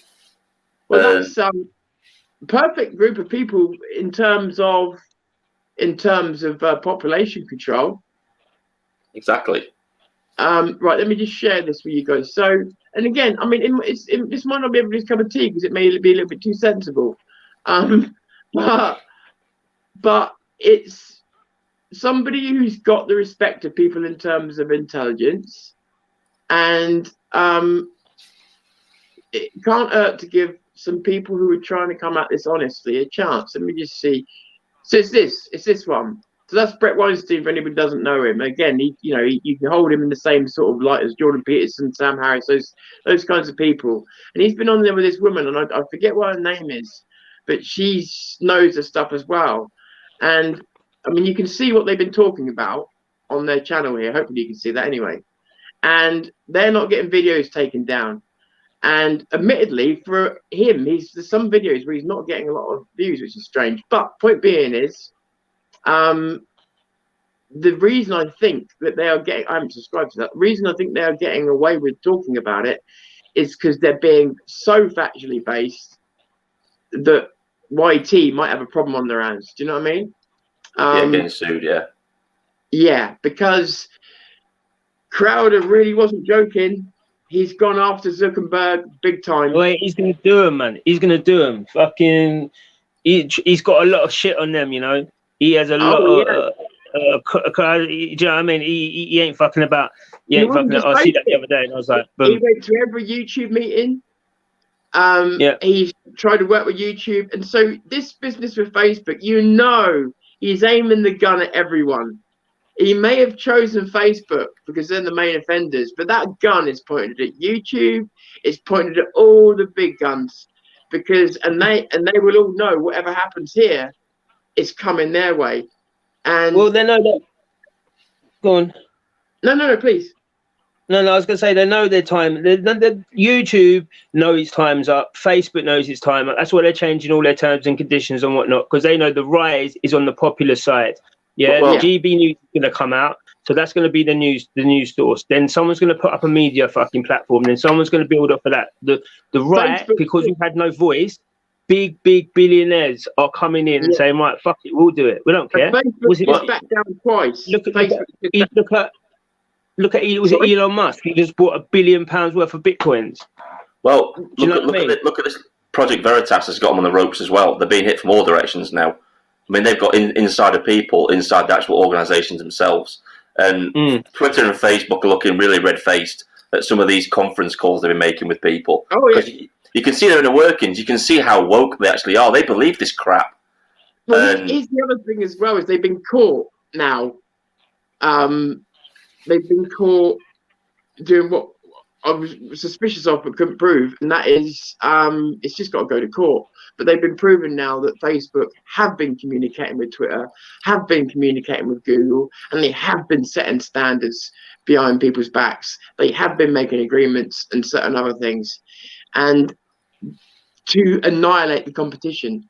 Well, I've heard that Donald Trump is illegal. I've heard that Donald Trump's coming out with a social media platform as well. He's working on one at the minute. Good. Yeah, I heard that with what's his face? The guy from Gab. Is it the guy from Gab or is it Parler that he's working with? I'm not sure. I can't remember now. It's one of them. Parler's, as I said before, Parler's made a mistake in my opinion. I've seen how quickly sites go out of fashion, so they need to get their skates on, whatever they do. And and I'm a supporter of Parler, so I don't say that lightly. I've got to admit, I did actually prefer Parler to Gab because I thought Parler was a lot easier to use. It's more like Yeah, me too. I like it. I think it's a great platform. And it was some thought put into it. I think part of it's monetary, if I'm honest. And the thing I don't get right is these new platforms. People always complain, saying, "Oh, they're not very." Twitter wasn't very user friendly when it first came out. It was very buggy and all over the place. So was YouTube when it first came out. Let's remember when Facebook came out, we already had an established platform, and it was MySpace. And MySpace allowed you to do all the things that Facebook took years to incorporate. Yeah. It was just fashionable. That was all it was about Facebook was a fashionable thing, and MySpace had fallen out of fashion. Well, that's the position that Facebook, so Facebook had just taken 2 steps backwards. One of them is that they've put the business with WhatsApp back to May because they know there was a mass exodus. And I don't know if you remember, but back in the past, Facebook tried to do this before, a long time ago. Same thing happened. They backed right down, which is why it stayed encrypted. But the other thing they've climbed down on, you probably guys haven't seen it, but I did a little report on here a couple of weeks ago about the Oculus Quest and about how you had to have a Facebook account in order to use it. And even though the Quest is not designed around needing Facebook, it's just a total wanky way of making sure that a device that can measure everything, they've got full control. You have to have a Facebook account to use it. So Germany and other people were talking about taking them to court to try and take away their monopoly of the VR market and everything else. So in a panic, Facebook have now given you an opt-out thing with the Facebook thing on the Quest, and this is unprecedented, have even put the default as opting out. That's never happened before. They're panicking. They know the shareholders. They're all done for the shareholders. The shareholders have said the time's up. People know about you now. You know, you've got to do it properly. You've got to do your stuff properly. You can't do the underhand tactics that you used to do. You haven't got the monopoly now, because at the end of the day, people know data is money. Data is more expensive than the expensive thing in the world. And people know that now. You're going to see Facebook and other companies now trying to buy up companies that don't do the same thing as they've ever done before. They're going to be trying to buy drones. They're going to be trying to buy any other kind of business now, because they know that the one they've got is shrinking. Amazon's going to be number one, right? And then it's going to be Facebook. Then it's going to be Twitter. All of them are going to merge together as one, right? Yeah. That's the only way to survive is if they come together. Don't forget Apple. Don't forget Apple. Apple's got its sights firmly set on Facebook. And Twitter and Amazon have already signed a deal, and I suspect, although it is just speculation, that's another reason why Parler got removed, because it's direct competition to Twitter. And this is the other thing that people are trying to take them to court for. How much does Amazon own on the internet, as in 50%. The web stores and that? It's about 80% or something like that. No, they own 50% of the ISPs on the planet, which is huge. Oh, it's 50%. Yeah, 50. I know it's a big number. Yeah. So that's massive. So he's got the monopoly anyway. So everyone else has got to come to him. And you know what he's like? He likes to buy people out. He likes to buy the companies and say fuck it. And most people don't even realize that Amazon, they still see Amazon as a store. They don't realize that Amazon, YouTube, self-driving cars, Facebook, virtual reality headsets. I mean, wake up. You know. So a lot of their money comes from research and development, doesn't it? They've got a lot of departments in that sort of thing. That's not just online stuff anymore now. No, that's right. That's right. And I don't know if any of you have ever seen or seen any ex-employees of Google or Netflix is a good one, because the rules they brought into Netflix, I can't remember them exactly, so I'm just going to make something up around similar. But, you know, if a man touches a woman's arm in an office, it's instant dismissal. Both ways. There's no physical contact of any kind. there's all these weird woke rules that exist in these companies now. It's literally like working in like 1984, isn't it? Really? Yeah. You work with these But companies.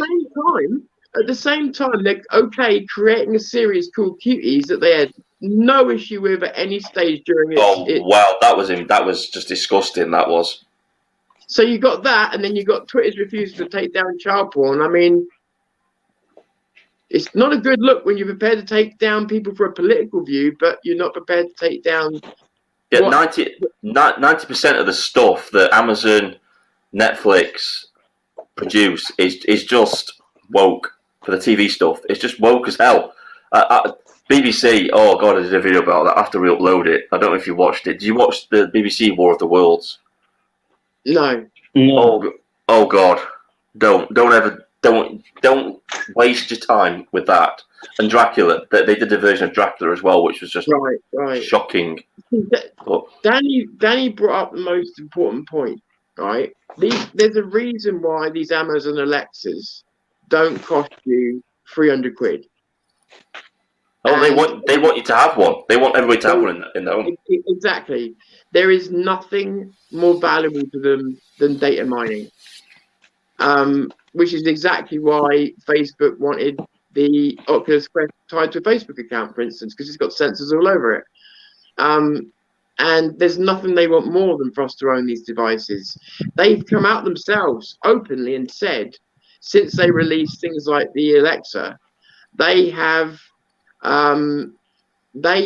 learned more about marketing, and they've basically made so much money as a result of it that it's the biggest leap forward they've ever had since being able to mine data at this rate. And that is, I mean, this is what Facebook survives on, is its ability to sell your data, and they're not scrupulous. They will sell it. I mean, I don't know if any of you have ever checked out the advertisements that people pay for on Facebook. Oh yeah. Unlike any other big company, they're not vetted. Any scumbag can do an advert on there alongside Sky. And you know what? You could do a simple experiment to test to see if they're actually watching what you're doing. Because I did this the other day. I went on Amazon and I did a search for camping equipment. Now, every single platform I went on, Twitter, Facebook, YouTube, I got adverts for camping equipment. Yes, that's keylogging. Yep. And I know exactly what you mean, because the other thing that happened, you start getting fucking emails as well about it. And you know that you've only put it in the search engine. That's it. They're just too intrusive. They're just too intrusive now. That's all they are. Too intrusive. And so with the people that with Facebook, right, and with WhatsApp, I'm not going to say to people don't use it or whatever. You're going to use what you want. What I will say is, if you're involved in a movement, right, and I'm not saying you do anything illegal. It's got nothing to do with legality. You might be planning to do let's say a demo, because it's something we will understand. You might be planning to do a demo, but you might not want certain people to know about it. The way it stands is that there is nothing, once Facebook take control and take the encryption off of WhatsApp, there's nothing to stop them. And they've already done it, to selling that information not only to Indian telemarketing companies, but also to your own agencies and other agencies, the MI5, the MI6, the CIA, all these people. It was proven years ago that WhatsApp wasn't secure anyway, because even David Cameron, he let it slip that security agencies were monitoring WhatsApp anyway. So, and they'll be monitoring everything. There's no such thing as a secure social media platform. Not at all. It doesn't exist. That's actually not true. That's actually not true. And there's one cloud service I know of that is also safe as well. The cloud service is called iDrive. And the reason it's so good is the encryption. This is how you tell. If the people who made the encryption can't crack it after, so if they can't crack into your files, even though they're the ones who made it, that means that it is a really randomly generated encryption. Yeah, but So- don't you believe that the security agencies they'll have their fingers in everything? They'll probably say they might let you think it's uncrackable, just to let you think you're safe. No, but it's not the assurance agencies that are telling me it's uncrackable. So, no, what I think is that if they could crack it, yeah, they wouldn't tell us. You're right, but I think that the irritation that they have with the fact that we're still allowed to use VPNs, with the fact that the things that have got encryption on, they're trying everything they can to get that encryption taken off, tells you a lot what you need to know. It's a real pain in their ass. They don't like it. I agree with you on that. A lot of people think that the government's going after VPNs and going after file-to-file sharing was all about movies. It wasn't. They just wanted that technology out of the way because they knew that it was like a way of communication they couldn't probably get their hands on. There was so much that people will never understand about the fight we were in back then, and they will never understand. It was that fight that we went through back then. I don't care what anybody says. It was people like us who were going in that fight that created fucking Netflix. It was people like us in that fight that created the fucking online $5.99 fucking get all you want binge watching sessions, because if they didn't comply, we would just download all their shit and create that for people anyway. And the people that couldn't afford to watch Game of Thrones, right, and felt completely alienated in a conversation, I didn't like that very much. So guess what? I made sure that every single one of those motherfuckers that wanted that could have that. I didn't even set up their computers to help them access that, so they didn't even have to worry about that part of it. Because I thought it was a scumbag move to make people feel alienated because they couldn't afford something. And so that freedom to share files for me was like, this is what you should be doing. It can fit a capitalism. It actually can fit a capitalist business model.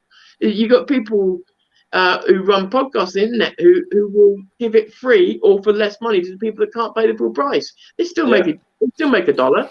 They probably make more in some ways and making money from people who wouldn't normally have paid. But I still think that war we went through, although we technically lost, Pirate Bay is still out there. All those places are still out there, and Pirate Bay is untouchable. But more to the point, we were trying to create a Netflix. Sorry.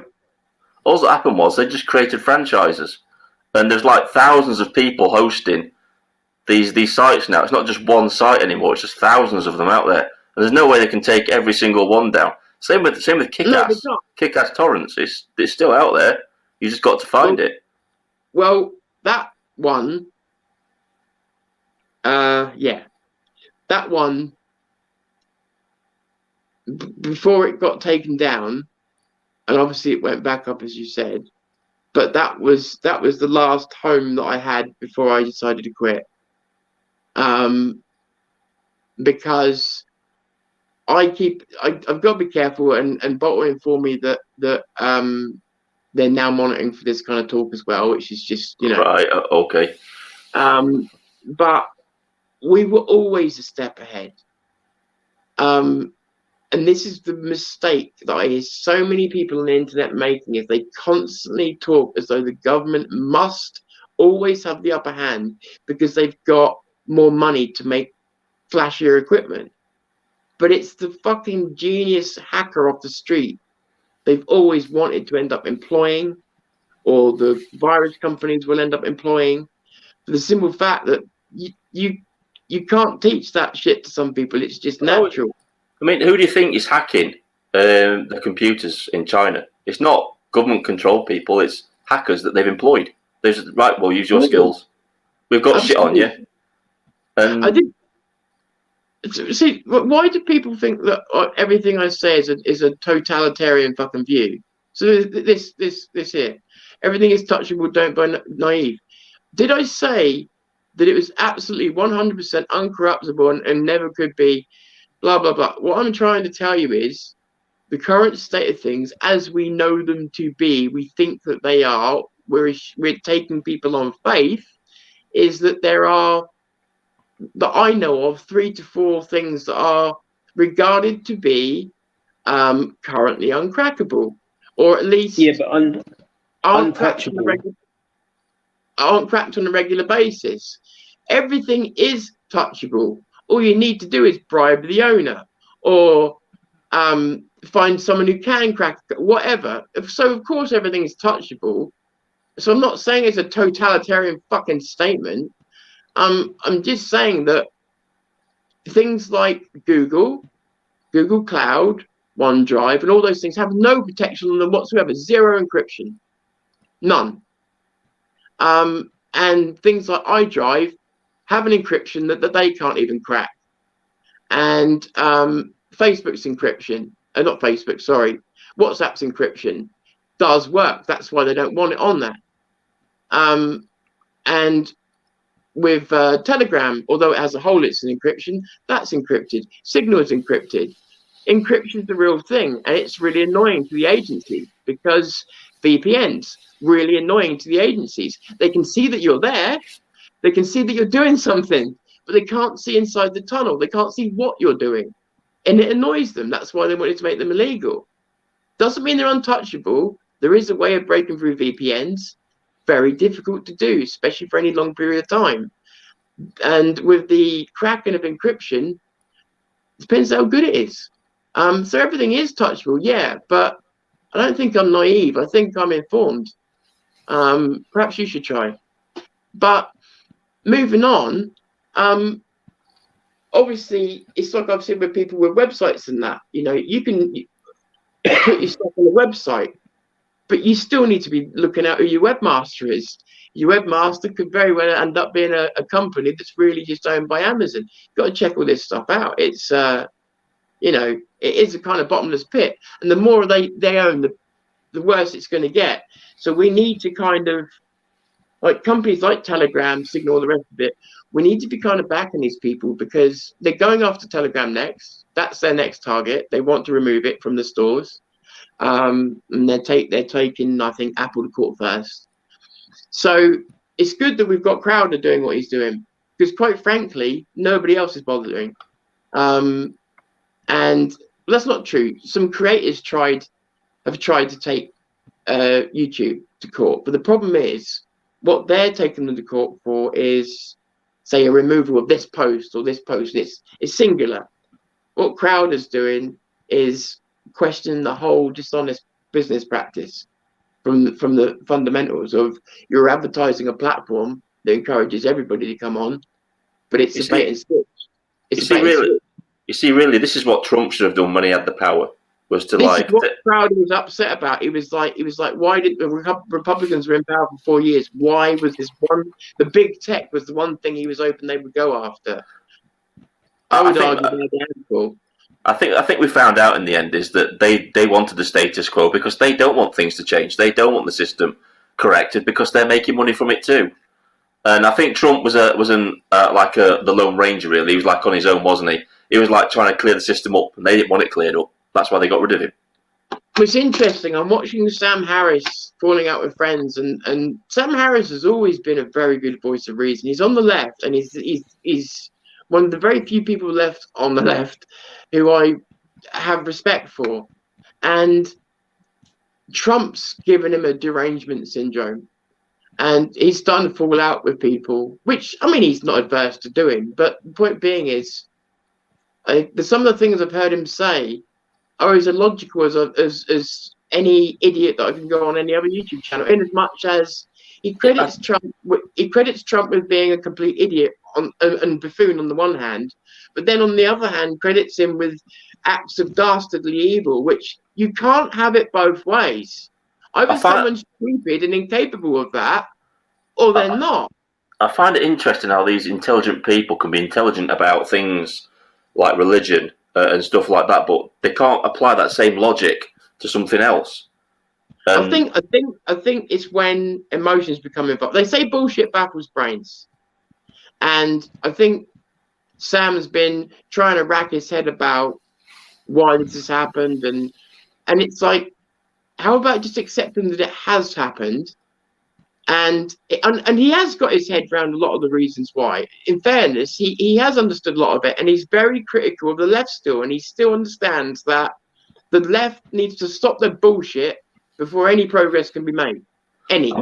I'm working on a video at the minute. There's another guy out there. You've probably heard of him. You've heard Thunderfoot.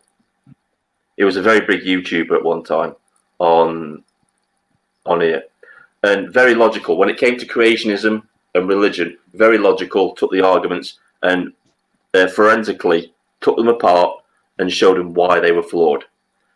He made a video about Brexit, which was shockingly bad. And this is when he came into politics. His personal politics came into it, and it was just awful. Not researched. He's a professor. This guy's a college professor.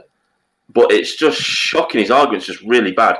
And recently he's done a video about conspiracy theories and the beer virus. So I'm going to be taking a look at that. I'm going to be taking his argument apart like he used to do to the creationists. Because it's just bad. It's just a bad argument. It's interesting when you have people like that. How willing they are to actually be intellectually lazy, because they know that normally they'll get away with it. So it's good to have someone call them out on their bullshit. Well, you can tell it's personal. You can tell it's personal bias that's making them make these arguments. It's not through any logical thing they've come to. And this is the thing as well. Is that this is the problem with politicizing. I've said this before. With politicizing certain subjects, the moment you politicize them, you lose all truth. Because you've got one lot of scientists paid by one side, one lot of scientists paid by the other side. They all want to keep their funding. They all want to keep the grants. They're going to say what they're told to fucking say. So the truth gets lost. See, the thing is with go on. No, please. The thing is with scientists, especially scientists that delve into politics, in science, they have to be open to being wrong all the time. They have to be open for some other scientists to come along to them and say, your theory's crap. I've proven it wrong. And they've got to accept that because they're scientists. Now, when it comes to political arguments, they don't do that because they're dogmatic. And they're using their authority as scientists to try and proclaim that they're a high and mighty and they're an authority on this. When the reality is they've got no more authority than me and you. It's just opinion. They can't put their scientific clout behind it because it's not their field of science. Well, the other thing as well is that whoever's been... Okay, I can't talk about the vaccine, how that's made or anything else, because I don't know, so I'm not going to assume anything. But in terms of what we've been presented with on television, in terms of from our government, it's not the opposite, perhaps that's going too far, but the scientific method has been left behind. I mean, you don't need to be... It's not just been left behind, it's just been fired into the sun until really is. Yeah. Well, what you've got is a weird mix of pseudoscience and just convenient lies. And I mean, some of the most, what's the word, disparaged and debunked people are some of the people that have given them advice over the last year. Well, I watched Matt Hancock today because he did another news conference, didn't he? And in that news conference, he said that asymptomatic people were still passing on the virus. We know this is a lie. We know this doesn't happen because virologists and epidemiologists have said asymptomatic people cannot pass on the virus. They cannot do it. It's impossible. So we know he's lying. And how can we trust a government that just lies through its teeth like this openly? This is the problem. This is the problem you've got. So let's imagine we all got it wrong and the global bastard is somewhere near as bad as they say it is. Even then, I wouldn't blame anybody for getting it wrong because of the lies that they've continued to tell about multiple things, about this subject and others, about lockdowns themselves. They, as I said on one of the episodes, if you've got nothing to hide, then why hide it? And they are doing that.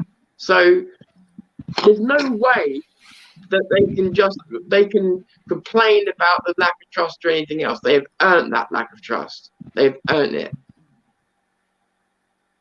But it's not even about the virus, because if you say, oh, to say it was true, you can't even pretend it was true because it's not. And if it was true, you'd have both sides of the story. So say Brexit, right? So you had Remain and you had Leave. So you had all the people on the Leave side. They had a voice. It wasn't a big voice, but they still had a voice. They weren't getting cancelled. But now you're getting all the virologists and all the doctors that are saying, you know what, your science is shit. It doesn't work out. It's not what we've learned in our scientific fields. They're all banded, the conspiracists. They're all banded with the conspiracy theorists. They're not, you know, it's like the racists. It's like when you call someone a racist when you don't want to hear the argument. Now, I'm a conspiracy theorist because I say that this virus isn't what it is. It isn't as bad as it is. It's a strain of the common cold. So now I'm a conspiracy theorist, so nobody will listen to me. That's what it is. If it's true, you'd prove someone wrong. You'd go out your way and say, do you know what? Yeah, what you said there is wrong because here's the proof, here's the facts, here's all the scientific data.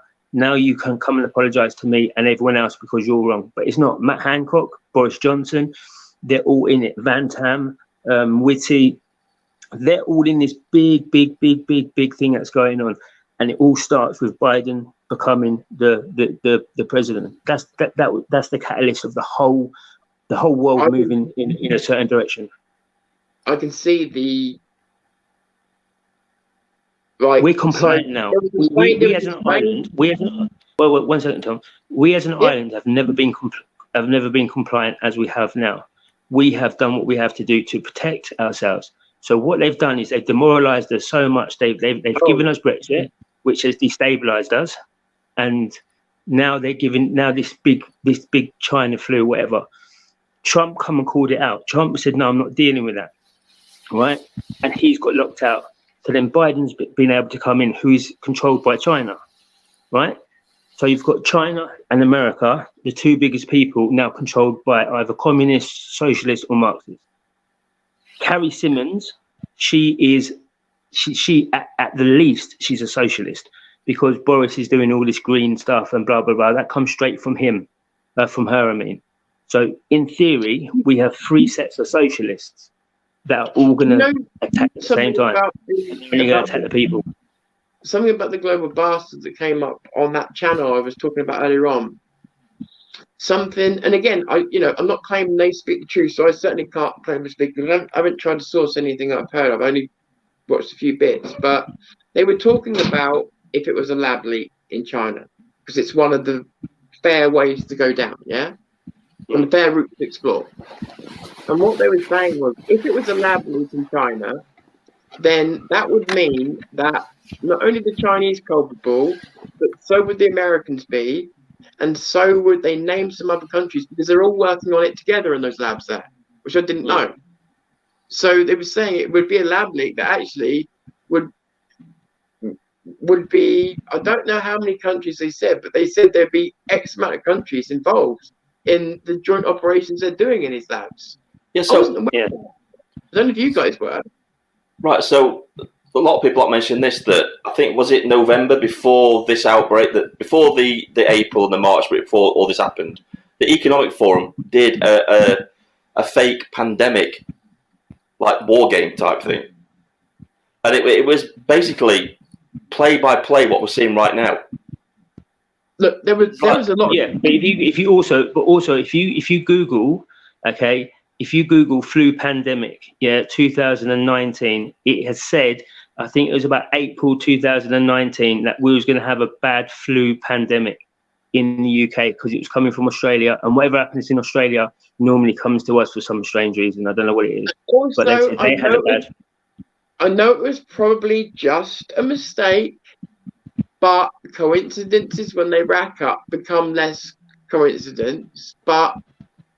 And bear in mind, that I've been looking to debunk conspiracy, but it's caught my attention on Now TV. I can't remember when I saw it, but I noticed on there it said C19. I don't want to say the proper C19, and it was dated as October 2019, and I was like, strange.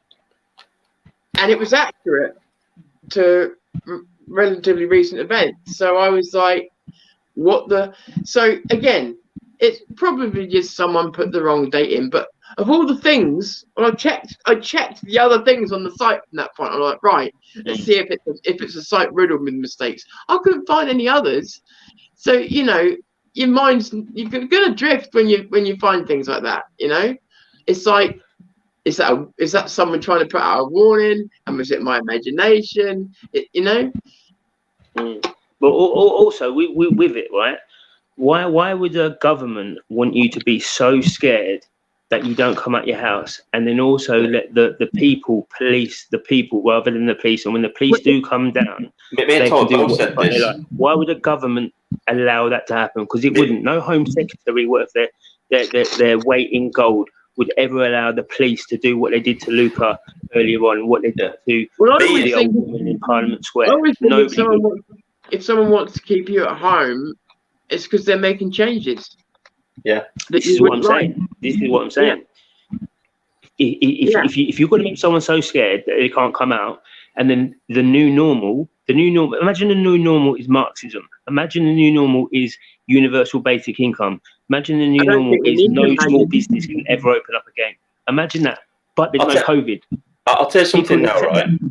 I think that all these governments have deeply misread their people.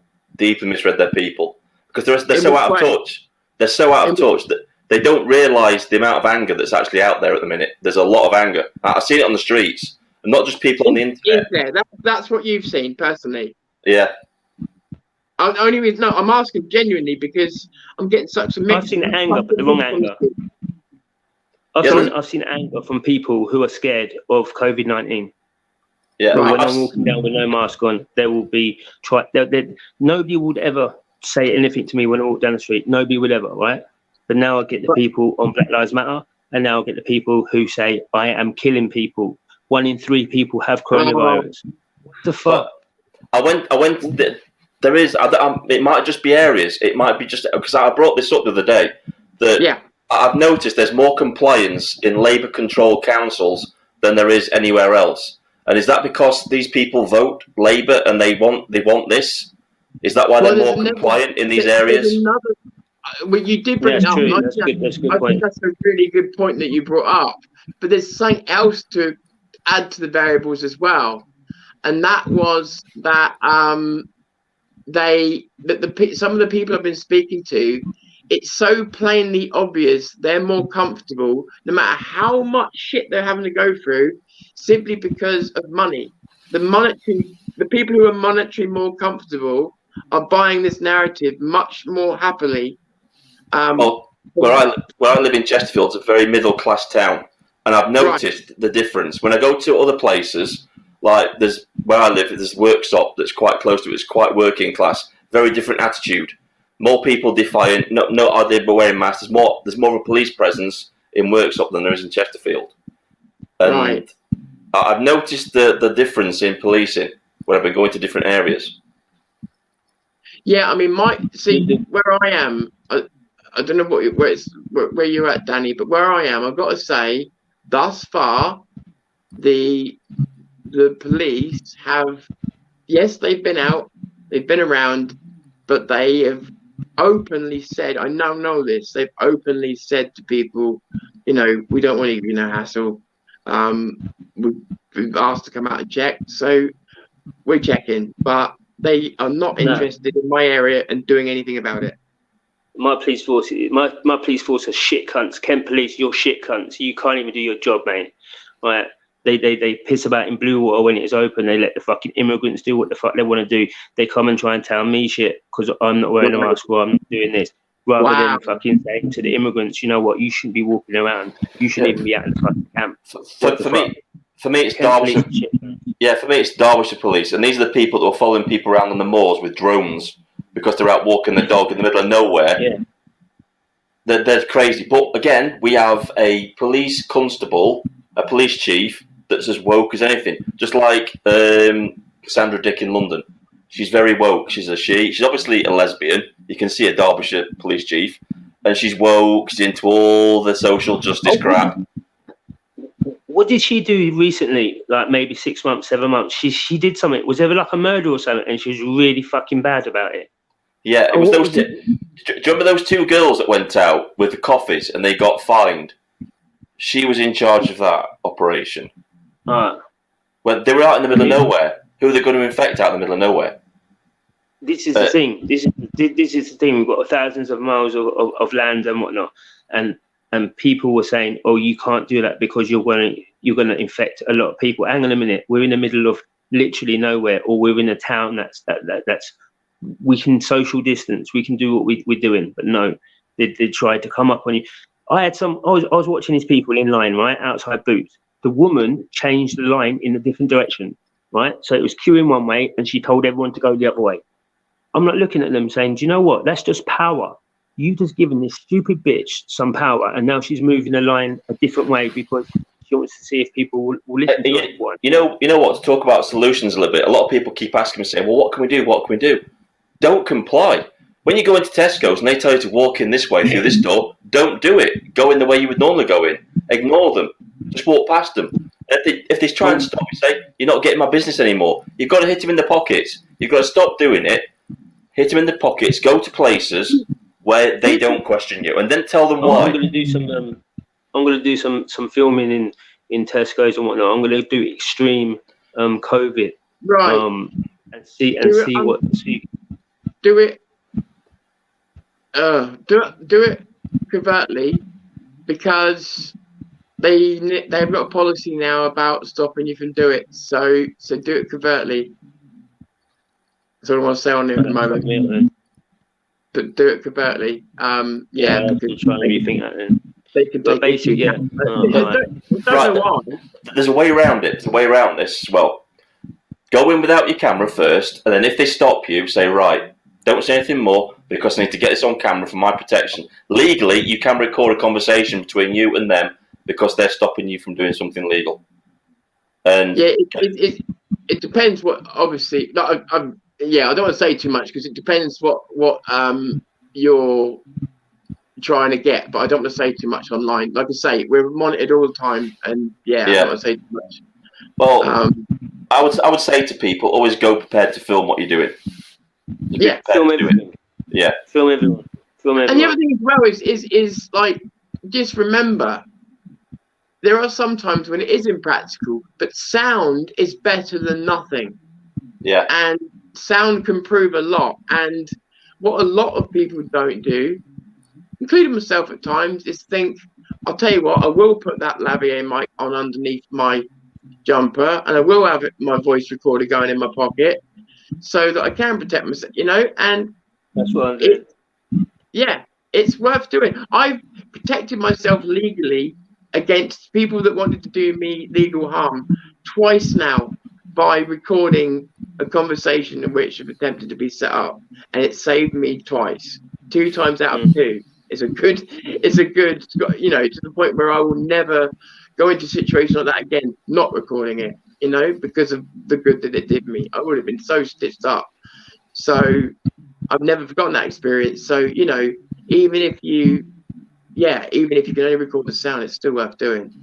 I told Tom I had a victory in my local Asda because I went in there and I confronted the security guard and I got them to back down. I went the next day and they removed the security guard. They didn't have a security guard anymore, and it's because I'm from that line of thing myself. I'm from security myself, so I know exactly what to say to them. To you shouldn't be having these people in.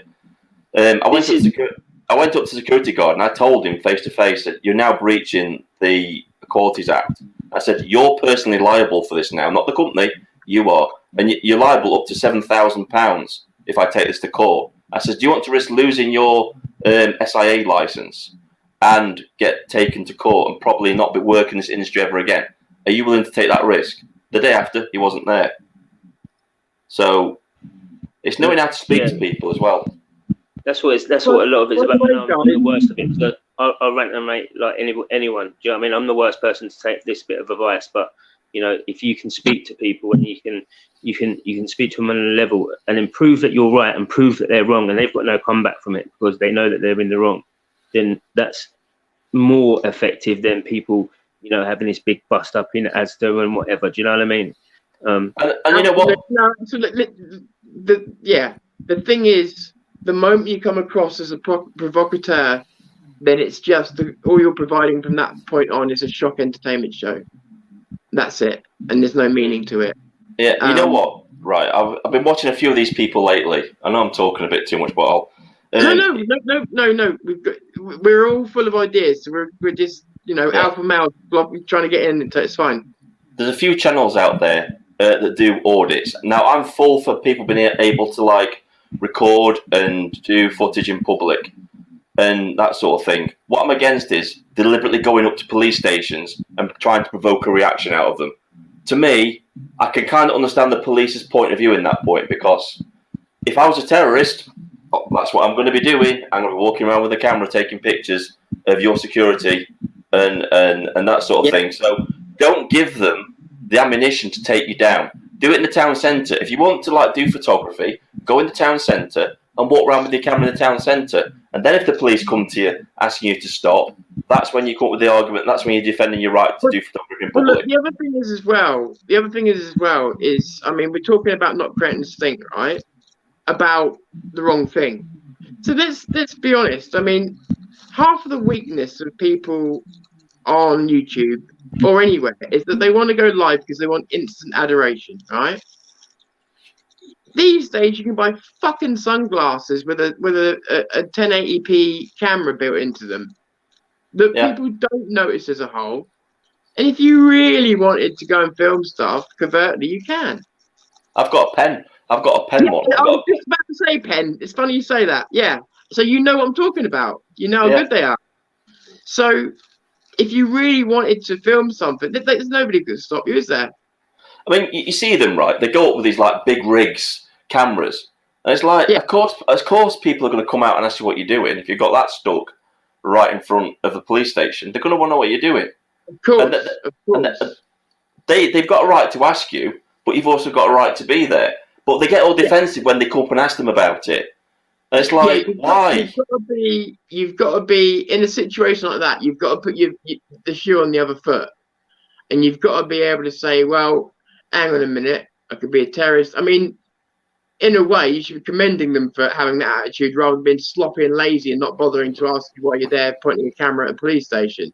I mean, I saw one person go up to an RAF base doing it, and it's like, Jesus Christ! Of course you're going to get questioned. Of course they're going to come out and see what you're doing. It's an RAF base. Absolutely. No, I totally agree with you. And this is where people, I don't know, they lose to me, they're the sort of people you can tell that are doing it for the clicks and the money, because they just want to get a reaction. That's it. Yeah. And to reiterate what I said earlier on, let me just put this back in for Danny. Just to reiterate what I said earlier on, because anybody that wasn't on or is new to the channel or anything else, because it's not a conversation I'll be having after today for some time. I'm demonetizing my channel. I'm disabling the super chats. I'm taking the PayPal off. And the reason for this is because my integrity was questioned, and I have work to do, as do the rest of us. These people you see in front of you are just some of the people that are actually prepared to do as well as talk. And I wish to be among them. They are good company to be in. What I don't have time for is people's bullshit. You're doing it for this, you're doing it for... I don't give a fuck what you think. But if this helps people focus on the job in hand... You know what, mate? You know what, mate? I wouldn't give them what they want. I would say stuff that, because if people are generous enough to give you money, then that's their choice. How you spend that money is up to you, mate. It's nobody else's business. It's nobody else's business what you do. Between you two, you knows how long it takes to do videos and to do everything. I'm just getting into that side of it.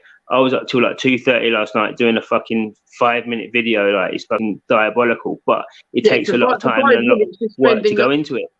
So, Tom, if people are saying that you're using the money incorrectly or whatever, if someone's donating to you, they're donating to you because they like your content. Your content costs money because it costs your time. Tom, fuck them. You're spending money on electricity to run your equipment to make these videos. That's a cost for you that you're doing, and people donate. And people donate to help you out with that. I would be offended if I wanted to donate and I couldn't. I wouldn't necessarily make it like a permanent decision. Just, I don't know. Even You know what? Sorry, go on. I would do what Tom Robinson does. Just laugh it off. Because he doesn't care. Because he knows people are giving to him because they generally want to help him and they want to see him grow. And people doing the same thing for you, mate. Stuff the trolls. Don't do it because of them. They're irrelevant. It's difficult to discuss, but it's also that I feel like how do I put this? I feel like there are certain people that, and this has happened time and time again, when they change their opinion, some people who have donated, and listen, I'm grateful to every single person that has donated with just their time, let alone money. But there's a problem in the psychology of it. Some people think they're taking shares out. Well, and the moment they disagree with you, they start to think that you should be running the show their way. And I haven't got time for that bollocks. At the moment, I'm all right. Do you know what I mean? Yeah. So I could kind of, even if I turn it up for 6 months, if we could just focus on the things we need. I think we could all three of us agree the next 6 months probably going to be some of the most important. You know what, mate, right? Just leave up your PayPal and just say that's a tip jar. If you like my content and you love what I do, if you want to, you can donate. And say it's no strings attached. This is purely if you want to help out my channel, you get no say. Leave your PayPal up. And you know what? It's nobody else's business what you do with your money that you get from donations. Not at all. Even the people that donate it to you, because they're donating it to you out of trying to help you. I will say, most people that have ever donated to us have said, use it for whatever the hell you want. But I think, obviously, we get offered money because it's not an attractive subject for the audience. But the reason that it goes back in the podcast is that's not even choice. That's because it's necessary. It's got to pay for itself. At the same time, like I say, I don't mind, but I'll have a think about it because you guys both brought up some points. So I'll have a think about it then. You got to think, mate. Right? This is tactics. This is about trying to defund you a little bit. This is all. It's just tactics from probably your. I've definitely felt that. Yeah, I've definitely felt that. Yeah, I do feel that. I just want to make sure that everybody's focused on the right things, but. I think they are. I think they are. I think the people that are in the chat and the people that come to videos regularly and leave you comments, everybody's on board with you, mate. You're going to get a few people that are going to be like this. We're definitely, I mean, there's always people that are like that, but we're definitely getting the community sort of back, as in, we're getting good people on not just my channel, but I've noticed on your channels as well. There's and they are different audiences slightly. But I've noticed we're getting some good people creating a new community again, which is good. Coming up. I think it's going to be better than the first. I think people are just glad they've got a platform where they can speak and be heard. I think that's what a lot of it. What it is, it's just allowing them. That is the thing I want you to know. I'm sorry. I know I keep cutting people off tonight. When I put that link out there, obviously I'm pleased when Danny comes on. I'm pleased when Vindicated comes on. These are people and I want you to see them. But that link is there for every single one of you. Obviously, I can't put you all on, but you know what I'm trying to say. It's there for anybody. It's not about whether your face is known. It's if you've got an opinion and you want to join in the conversation. Now, I'm not talking about people that want to come on and scream 14 every 3 seconds. That's not a conversation. It's a hijacking, and they'll get kicked off. But anybody that wants to come on and join in what we're talking about, you're always welcome. If I put that link out there, it's for everybody. Unless I'm specifically saying it's for one person alone, then I'm putting it out for everybody, because I always said to you, once we'd had higher profile people on there, and we've had people who are coming up, that we would also continue to allow people that don't normally have a voice a chance to talk. That's never going away. So just remember that. And I think I'm right in saying the two guys I'm talking with now are probably the most similar in that way, in that they're neither of these guys think their shit don't stink, and they got time for you. Linda, well, Linda, thank you. There you go, mate. See, doing your work. How can you? how can you appreciate it? I think I know what you meant. Thank you. This is Tom. Just that. Yeah. This what Vindicator said. They're trying to defund you. This is the left tactics. What you said earlier on about 5 minutes ago, that it's but the next 6 months is important. Right. The left are so fucking on the roll at the moment. They have everyone everywhere. Right. So they're gonna be defunding us, deplatforming us, cancelling us out as much as they can. Right? So that's all they're doing too, because they know where you're going to go. They know your capabilities. There's people out there watching every single fucking channel saying, we've got to watch this one, we've got to fuck this one up, we've got to do that with that one. No, sorry, Karen. Sorry, I'm just waving to someone. We've got to do this. Do you know what I mean? We've got to attack certain ones because they're going to come up. And you're one of them because you know a lot of people and you bring a lot of people on and you bring a lot of people together and a lot of ideas get bounced around. These 6 months we're gonna get cancelled out. We're gonna get done if we don't stand up and stand strong. It's a fight now. It is literally we're gonna enter a war on the internet. Do you feel it's the far right as well? Because I feel like today I'm gonna send you something. I'm gonna send you something later. Okay, one person that we both know fell for it. Right, and it was a far right thing. The guy's running through the woods. He's saying this. Oh, we got the police are arresting me because I was with 3 people. I haven't got a job. Blah blah blah. And then it says about the Great Replacement. But by the time it gets to that, it's 1 minute 30 seconds. So people have already shared it multiple times. Right. And one person, I'll text you later. I'll text you afterwards, and I'll send it to you. Okay. And that person got caught up with it. And I said the far right is very, very, very on point at the moment as well, because they're doing this patriotic stuff, but they're not saying the Great White Replacement. All they're saying is indigenous people, or the white dragon, or the original Anglians and shit like that. And people don't really understand what it is until they get there and they get in, and then what happens after that.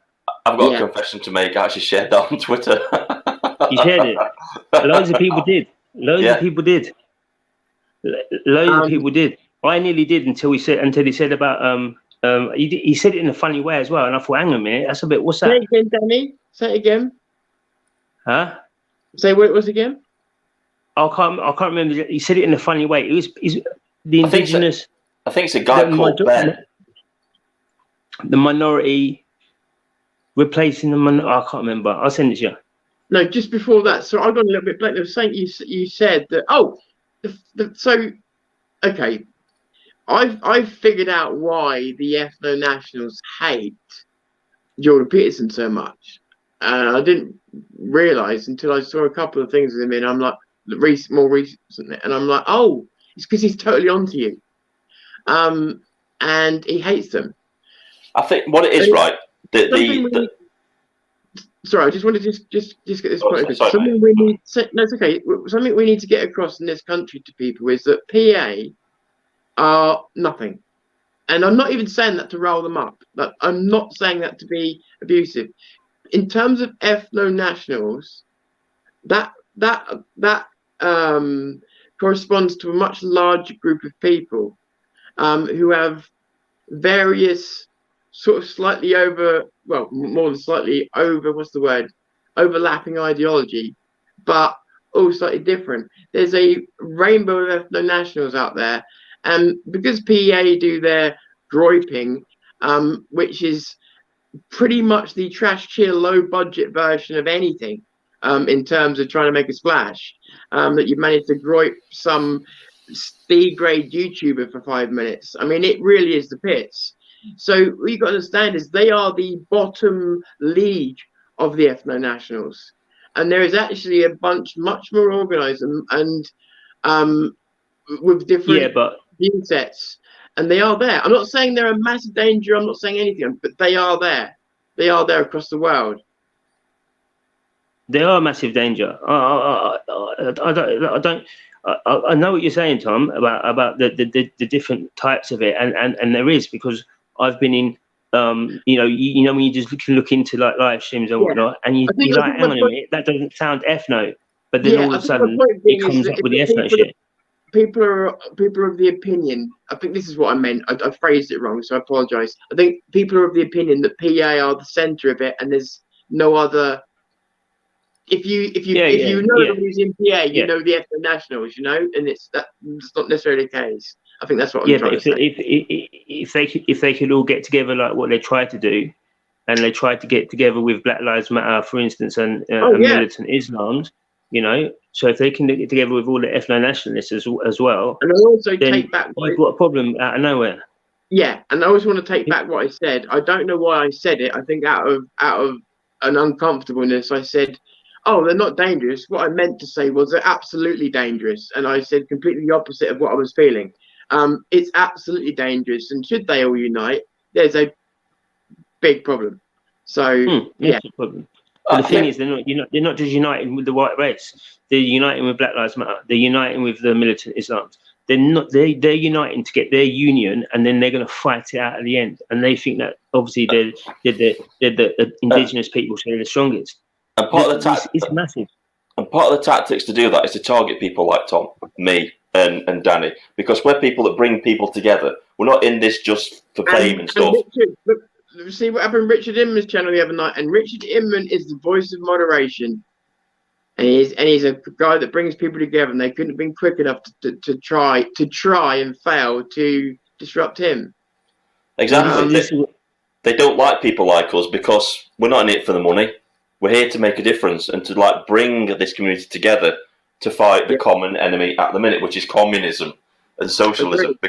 Agree. And it's like with Tommy and that, I see so many people that want to beat Tommy, and it's like, for me, it was like he was one of the pioneers. So it's like it's a way of it's always been a way of how can we all do enough so that so it's not all on one man's shoulders. So that you know, it's always been. The idea around what Tommy did was amazing at the time. Okay, 2008, 2009, we're in 2021. So them tactics and that way of thinking and the whole line of it kind of doesn't work now. But Tommy's leveled up many times, so he doesn't need it to work. But what the people haven't done who follow him, they didn't level up as well. They haven't said, right, let's just do our own stuff. Let's go and do this. Let's go and do that. They all wait on him, and then that kind of brings him back to he can't level up even more because he feels he has the obligation to carry on what he does. But then the police come and arrest him, and the police come and shut him down every single time. So it's frustrating that the followers, don't do enough either. I absolutely think that's right. I don't know it, but I concur with the opinions there, because what you just said, the people failed to level up with him. It's like I'm seeing people not widespread, but piss and moan about what they perceive he's not doing. And I mean, I don't know Tommy, but it irritates me personally because I'm like, well, what the fuck are you doing? First question out of my mind. What are you doing? That man's done enough so that he should have to pick a finger up again. I mean, he will, because you know what I'm saying. He's got the least freedom in the country, and he's still the person everybody's looking at to go, well, what are you going to do about this? When are you going to be on the streets next? Well, how about when he's allowed to be? For a start, he can't come out on social media, and yet more and more demands are made of a person that is doing the right thing by focusing on making videos and documentaries and stuff like that. Because and even then you see all the red tape he's got to get through. But it's the only way. No. It's not easy being in. I'm telling you, I wouldn't envy it. It's not. And then you think of all the other stuff that he has as well. And it's I think that's why we need a few more leaders to take the heat off him, to organise things and say, yeah, come after us then. Come after me if you want. Come after me. That's the other thing that's good. If you were creating events and you could invite... Oh, sorry, go on. No, sorry. I'm just saying that's what Vindicator just said there was important. He said he needs more leaders that are willing to say, come after me, because you know what, at the end of the day, if there's like 20 people that the police have all got to monitor, then it kind of gets the heat off the few people. And you know what it is, don't you? You know what it is. But I agree with you. We always used to say this. We need as many leaders as possible. It's the I'm Spartacus type of mentality that we need. Yeah, exactly. That's where Share the Risk comes from. It's all that. It's all the same thing. It was always the idea that that if enough of us stood up, it would just be a nightmare to try and But it's sort not, out. yeah, it's standing up and going through with it, warrior stuff, like what Vindicator just said. You know, that's what you need. You need it's all right standing up, and then when you fold, it's like, well, what's all that about? If you're going to stand up and put your head above the parapet, you've got to take everyone with you as well. Do you know what I mean? You've got to make sure that you're the one that's taking all the heat. You're the one. You're protecting everyone else. Absolutely. And there's not many people. There's not many people willing to do that no more. They want to fold straight away. They want to. I'm a bit at odds at the moment with my position with the camera, because yeah, but Tom, you got to remember your position with the camera, right? If you go out and do a camera, if you go out and do something with a camera, right? When lockdown's over and there's a thing going on, you're bringing what 8,000 people to whatever demonstration, whatever protest, whatever rally, whatever thing you point that camera at, it's got the potential to reach that 8,000 people. So that's a huge, that's a bigger position than the people speaking, than the people organising, because if the visuals ain't right, then the whole thing goes down. So that's why people who are doing things, we need to start linking up with the video guys, with the sound guys, with the other YouTubers, whoever's going to be there. Do you know what I mean? We've all got to start working in collective with each other. If people that have wanted me to turn up at demos before, and there's been a lot, if they had linked up with me and we could have planned something very basic, I could have done so much better job for them and put the whole thing over. Look at Speaker's Corner. Look at Speaker's Corner. You couldn't have just rolled up on that. You couldn't have just gone, you know what, I'm just going to point and shoot. You know, talking about Speaker's Corner, right? I was actually talking to some people. I was actually talking to some people about Speaker's Corner, because saying we can't go there anymore. I said, Speaker's Corner is an idea. Speaker's Corner can be anywhere in London you want it to be. And I said, if you keep moving it around, you're moving police resources around as well, so people can go to Speaker's Corner. If you split it up and you say, right, Speaker's Corner is going to be there today, we're all going to go there. And just be anywhere, just do it anywhere. Free speech is free speech. You don't need to go to a specific space to do it. You can speak anywhere. Anywhere there's a crowd, you can speak. The thing as well is they've effectively made protests illegal when there's no evidence to suggest that standing outside in the fresh air passes COVID on. So they've taken the right to protest away. Plus, and I've said this before, but it's worth reiterating. Yeah, but it's important. They haven't, Tom. They haven't. No, but they've made people think that, and so and on top of that, they're suppressing conversation on here. So that's the conversation over then, as in, we are supposed to be entitled the right to call them out on their bullshit, and they've tried to make it look like you've seen the way that you saw it with Speaker's Corner. They're bullying people into thinking they shouldn't even be there.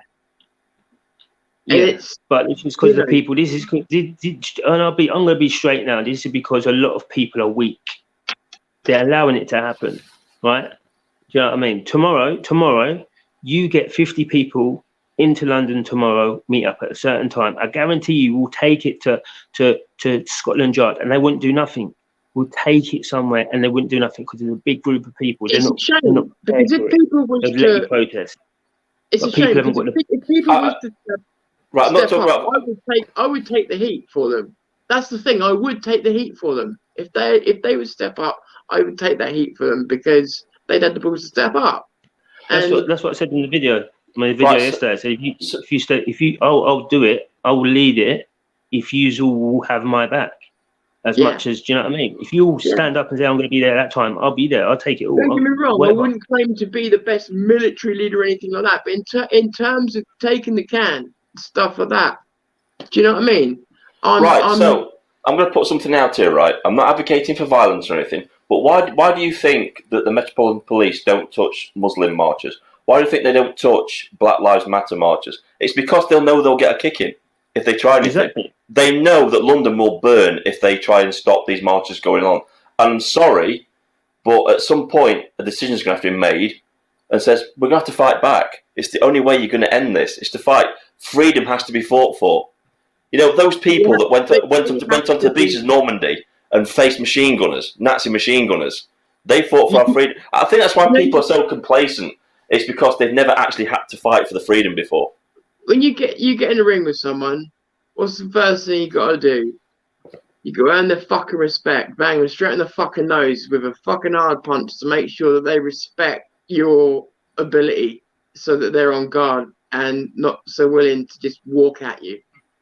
And we're doing people have done the opposite in terms of metaphorically with all that's going on at the moment. They're just allowing themselves to be pushed back, bullied, pushed back, bullied, pushed back. And this is what it is. This is why we need to stand up. This is why I say to everyone every single fucking day, you need to stand up. Like Vindicator said again, we've never fought for something in their lives, right? A lot of people haven't have to fought for anything, right?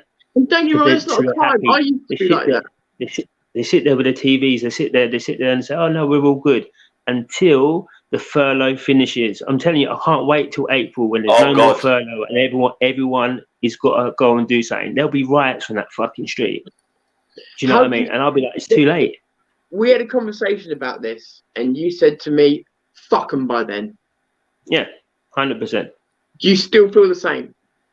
100%. If people when they haven't got no money, huh? You know what, right? If people when they haven't got no money from the government, yeah, I'll tell you something now, right? Go on. So if people have no money from the government, okay, and then they decide to take it to the streets and rise up, yeah, I won't have nothing to do with that, because I've been doing this for the last year, right? Telling people this is what's going to happen. We need to fight now. We need to not be reactive. We need to be proactive. So if people then, when they've got no money, say we're going to burn the fucking streets down and cities down, you know what? I'll probably do a little counter to say, do you know what? You look, you fucked now. You fucked. You know what? Exactly right, Danny. Exactly right, Danny. You know what? If people come up to me and say, "Well, you're not getting off your arse to help us," well, what were you doing while you were sat in your arse on furlough? Nothing. Exactly. So why should I now put my life and my family life on the line for the sake of you? You've been sat on your arse for like nearly a year while we've been trying to like survive on universal credit because we can't work. While you've been thinking it's a holiday and telling me that I'm a cove idiot for going out and doing this sort of thing. You know, I'm having none of it. It's like stuff. We had Zero News have stood here and held our hand out, and I've said, "Oh, if obviously you know my driving situation. Someone wants to come and get me. If something could be worked out, and go anywhere. If someone's got something to show, I'll go anywhere. I'll do anything. But the risk for too many people, they talk. Sometimes we get into talks, but then, you know, it comes back down to the fear, the risk. And it's like, what risk do you think that you're taking just by, I don't know. They open up these conversations. I think maybe they get a bit inspired, but then it fizzles out. Sorry, Tom. Go on. No. Everyone wants to be Tommy, yeah, until the shit comes on, and then they want to be the person that's hiding underneath the sofa. Yeah, and that's what happens. They talk the game. You say, "Come on, let's do it. We're fucking having it. Come on, bang!" And they're like, "Oh, hang on a minute. Do you know what I mean?" And they start shitting themselves. They start thinking, "Oh, I might start losing things." I agree. You know what, right? This is how our government should be. Our government should be like they were in the Capitol uprising, hiding beneath the seats in fear of what the people are going to do to them when they get hands on them. Right. That's exactly how they should feel all the time. That's what's missing from politics today, is they've forgotten to fear us. They prance around Parliament Square. They go to Shoreditch to fucking drink on a Friday night. That's how much the people don't put them in charge. Like they need to be scared. They need to be, you know, like Anna Soubry was when she was walking across Parliament, you know, during Brexit, and a few people, we can't. The protests are too much. That's how it needs to be all the time. It needs to be that tinderbox of if they fuck up, it's going to go off. Yeah, there hasn't been a full-on explosion of anger since 1990 in the poll tax riots. They were like. They were shitting their pants to such a point that they changed policy within about 2 or 3 weeks. They got rid of the poll tax. In fact, it collapsed the government. It collapsed the Conservative government at the time. It's what did Maggie Thatcher in. She was totally destroyed by those riots. But people don't understand the power that the people have. They just think, "Oh, we can't do nothing, so X, Y, and Z." But if we wanted to, we could. You see the people outside, and they're protecting the government, they're protecting the parliament, and that's fine. They can protect all that stuff, but they can't protect the people inside, because we could crush it. Just imagine now, yeah, we do a big fucking campaign of when you can go back to work. We'll all say we've got COVID, and we will not go to work. And you've got 4 or 5 million people doing that, right? Yeah. As a collective, that will break the fucking economy of when it needs to come back. The government would change tax straight away if you could say, you know what, I've got even 1 million people are ready to do this. They will change tax. People won't buy it. People think that the government will go all in. No, they won't. This is a game of chicken. This is a game of chicken, and they've effectively won because people have bought into their bullshit. Listen, that Sage admitted. I know I keep repeating it, but it's so important. We didn't think we would get away with it. Oh, so what? So you had a plan B for when we didn't accept the lockdown, except we were still so fucking. It was martial law. It was martial law. They had martial law because they knew we was going to uprise. They said that we was going to uprise within a week of it, and then they realised that the British people are very acceptant. You know, they accept everything, and then they're very scared, and now they're shitting themselves because they've got people into such a frenzy of being scared. The vax was supposed to stop you from getting scared, and then Biden becomes president, and Biden's saying, you know what, if you want to do anything with us, you need to be on our wavelength. Right, there's a reason why Boris Johnson is recruiting police officers right, left, and centre, and it's because our army's decimated. We don't have a proper army anymore. There's no way they could cope with an uprising on a scale that would come. And a lot of my friends are soldiers that they're serving squaddies, and they said they wouldn't do anything. They would be with the people, because as far as they're concerned, their job is to protect freedom and democracy. Right. It's the crown, isn't it? So they're the people. But that's what the police are supposed to be. The police was only there to serve the people, you know, because people were doing it for free. Police, don't we? People were doing it for free. You imagine that, you know, you're saying you've got to police the street for a week for no money or whatever. People weren't doing it properly, so that's what people said. We're going to make a metropolitan police service, or we're going to make a police service in the metropolitans. And then that's what happened. And he said it's not an army. Straight away. Sorry. Right. The police force isn't there to protect anymore. It's there to stop dissent. That's all they're there to do now. Subdue the public. That's what their job is now. That's it. Can I go in? Sorry. Yeah, sorry, guys. Yeah, it is. It's just an arm of the government now. They don't even do crimes now. The only crime they do is COVID. Anything COVID, they'll be straight on it. Yeah, the way the police deal with crimes now, right? This is something that Peter Hitchens has brought up, but it doesn't take someone like him to bring it up, right?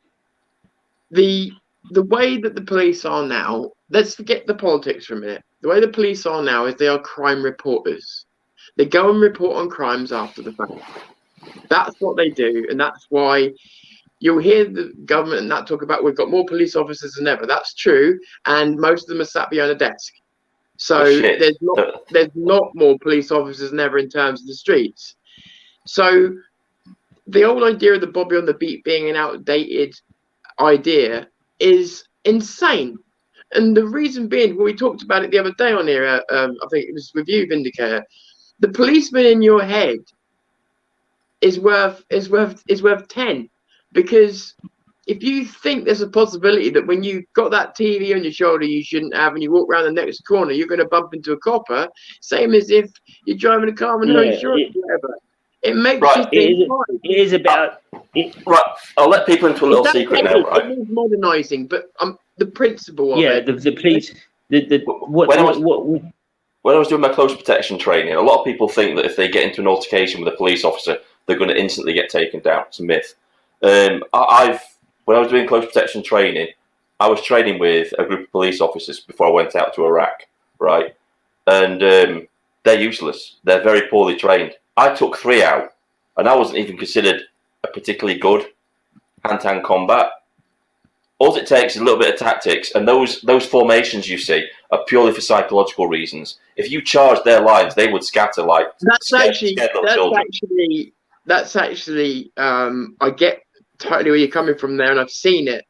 And I don't know if you've seen how organised like the Russian football hooligans are these days, but they're very aware of this as well, and they've made a mockery of our football fans, but also police and everything, because there are tactics. I mean, I'm not an expert at them, but there are street tactics, and there is a massive case of the police being undertrained these days, and they wouldn't. I mean, you saw, was it Black Lives Matter chasing them over the fucking bridge? I mean, this is why. Because This is why it's always 10.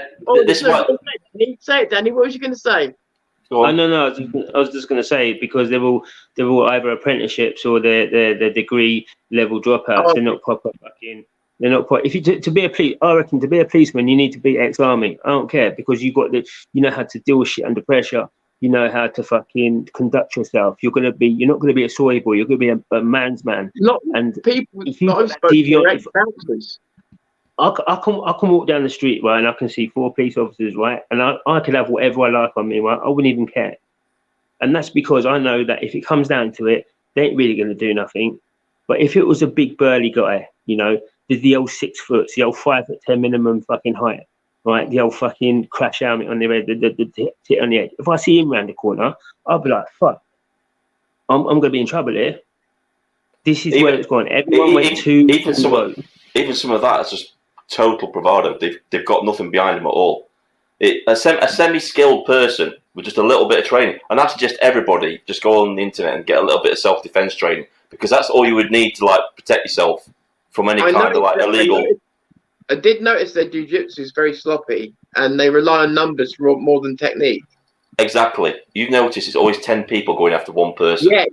I noticed that they couldn't execute.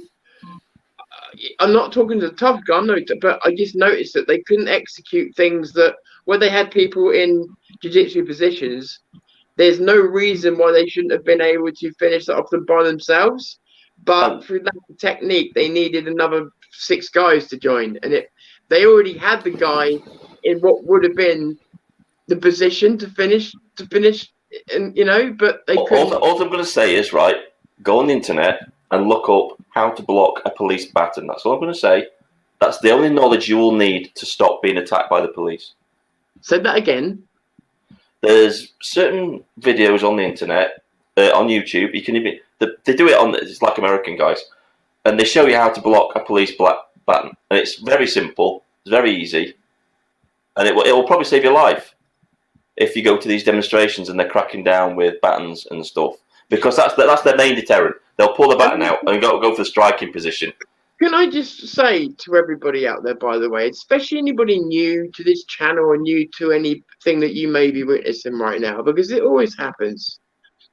When I started this, and I'm not an old hand in this by any means, but the first demos I went to was March 2018. And back then, when Tommy did a demo, for instance, he used to call them family-friendly demos. That's because they were. People used to bring their kids, women, children. It was like the old kind of street party atmosphere that we used to have in Britain. And you knew that your stuff was safe. You knew that if anybody did turn up, you were safe. And you knew that there was nobody even on your own side you had to keep any distance from. It was a wonderful atmosphere with some wonderful people. And what I saw was more aggression from the left.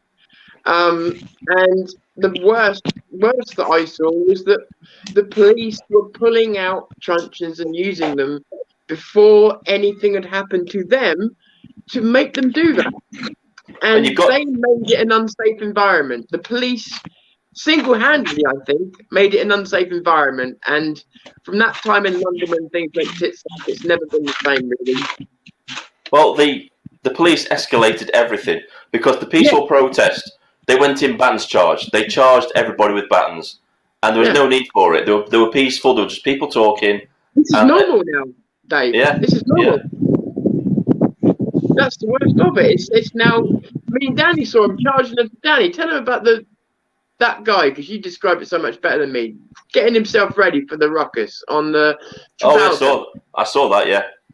You saw it. Yeah. No, he was. You could just tell he was fidgeting from side to side. You could just tell that he was amped up. He was banging his gloves as well. Thinking before that, I think he took some steroids before that, because he was very, very fidgety. And when we went around the corner, and you was like, "Right, I'm going to go in and do this," right? And I see the same guy, and he was staring at you. Honestly, if he had the chance, he would have pummeled both of us. Like, that's all he was waiting for. Agreed. He was fixated. He was fixated on anger, but that anger is probably because he was scared. Because when we was at the bus stop, the amount of people on the other side, when it started saying choose your side, the amount of people that was waiting to go to work and come back from work from the buses, and they all started cheering as well. That's when the policemen started thinking. It makes you wonder, because you saw how it made me react, and you know, I didn't think I knee jerked. I very often, but I knee jerked then. And it makes you wonder, if I got a shiver down my back, those coppers must have done. Right. I'll tell you one of my theories now. Right. I think that the majority of those police officers that went in and did that baton charge weren't actually police officers. I think they were private security. From the way they were acting and the way that they were handling themselves. I did that.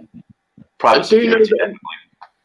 A lot of them that I speak to tell me that they're ex-bouncers and stuff like that, and stuff like private security. So it's interesting. I know the TSGs. I know 100% that they like Vindicator. They probably are private security. For the reason is they are all tall, right? The police officers now are fucking 2'2". Some of them. That's true. You want to see them? That's true.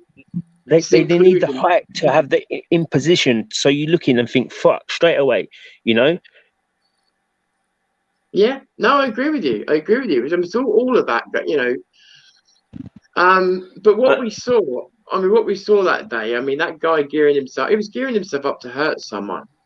You know, listen, it was a cricketer. They fucking fucked over that cricketer guy. They already battered him at the top, and then they all went round down by the bus stop. It was the same cricketer dude, because we was talking to him. Yeah, I remember vividly. All that violence for an old cricketer, the guy in a cricket fucking outfit. Yeah, I mean, no disrespect to him, but he weren't exactly intimidating, was he? He was a tough.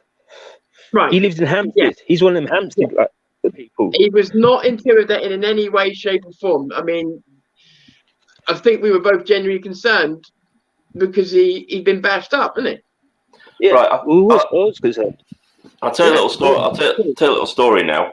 You know what I used to do, don't you, Tom? I've told you about what I used to do. I was in Iraq doing private security. Yeah. But we used to get people coming out all the time. We had a good mixture of people. We had people from different militaries from all around the world working with us. I had an ex-Delta Force guy, ex-SEAL guy, all that type of stuff. And we had two ex-police officers come out, Met police officers come out, and they tried it out. They lasted a week because the fact of the matter is that they just couldn't. They didn't have the nerve for it because we had to stand out there with our guns outside the compound where we knew we could be facing IEDs, we could be facing snipers every day. And that's something we accepted. A lot of these police officers don't have the men because they're so used to having just people just cower in front of them because they carry this authority. If you know what I mean, the people, because we give consent, don't we? We consent to be policed by them. We accept them as an authority. But out there, there was none of that. There was none of that. There was no consent. If you wanted somebody to do something, then you had to negotiate with them. You didn't have an authority over them, and they just didn't have that ability. Yeah, I mean, it's weird because, like I said, in my local area, you know, at the moment, for me to be slagging them off would be out of order because I haven't heard of a single case of them doing anything out of order. Yes, I've seen them about because they've been told to be about, but they're leaving people alone.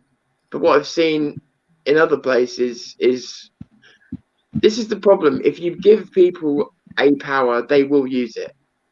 And this is where I don't feel sorry for them having orders because they can use discretion and choose not to.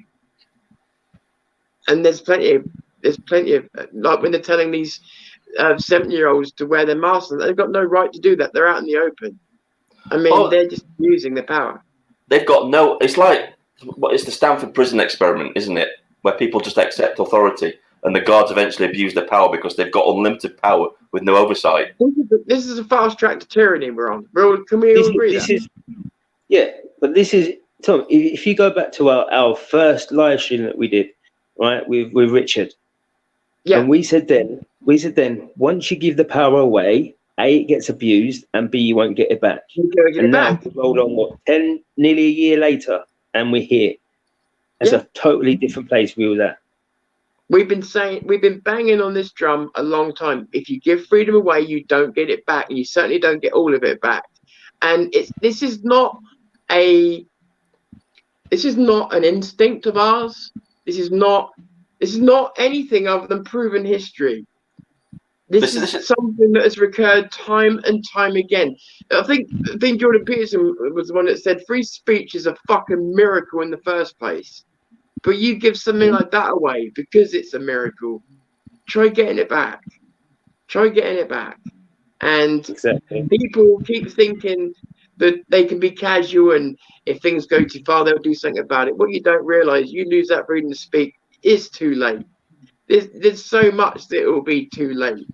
When demonstration was banned effectively, that's when the people should have all gone out en masse to every single town centre, city centre that they can do. Up and down the country. Sorry. I had to tell people today that petitions over 100,000 were no longer being debated in Parliament. People didn't know that. They're not being debated. They suspended it because of the beer virus. In fairness, they wouldn't. They're not in these loops every day, and so it does take a bit longer to get to them. But they are shocked when they hear this, and they don't sort of necessarily believe it first time round. It's like too much for them. If you tell them, say, 5 of these things that you know are fact, and it's been reported as fact, you hit them with 5 of these facts. There's no way they'll believe all 5. They just wouldn't. There's still a lot of people. I don't know where it all comes down to like this whole fucking situation comes down to people and communities failing, right? Multicultural societies and all that has failed, right? And it failed from the start because everyone still looks out for themselves. So when they say they're not going to take a vaccine, but they want to go to Greece, and then all of a sudden they're going to get a jab because they can't go to Greece, they're not thinking about the other people, right, who are fighting for their cause, because later on that's going to fuck them up. I agree, Danny. People aren't going to stand up until it starts to affect them. Once it starts to affect their lifestyle and what they want to do, that's when you'll start to see people, right, well, this isn't a good system. Well, yeah, we've been telling you this for a year, but you wouldn't listen. Oh, by the way, we're talking about getting the jab to get away. It's for working purposes, not for pleasure, just so you know. It was in case, I don't want to say it online, but it was in case I was to go to America for certain reasons. There was certain people I was considering interviewing at the time. So it was like, if that's what I had to do at the time, I'd do it. But it'd have to be a good reason like that. Do you know what I mean? It's not for a sun beach holiday or something. It's I think it's what Paul Joseph Watson was saying the other day on Twitter. He's saying the government has now normalised the fact that you need to ask the government to have a summer. You need to ask the government to have fun and pleasure. Now, this is how far the government's infringed on your life. You're not allowed to have...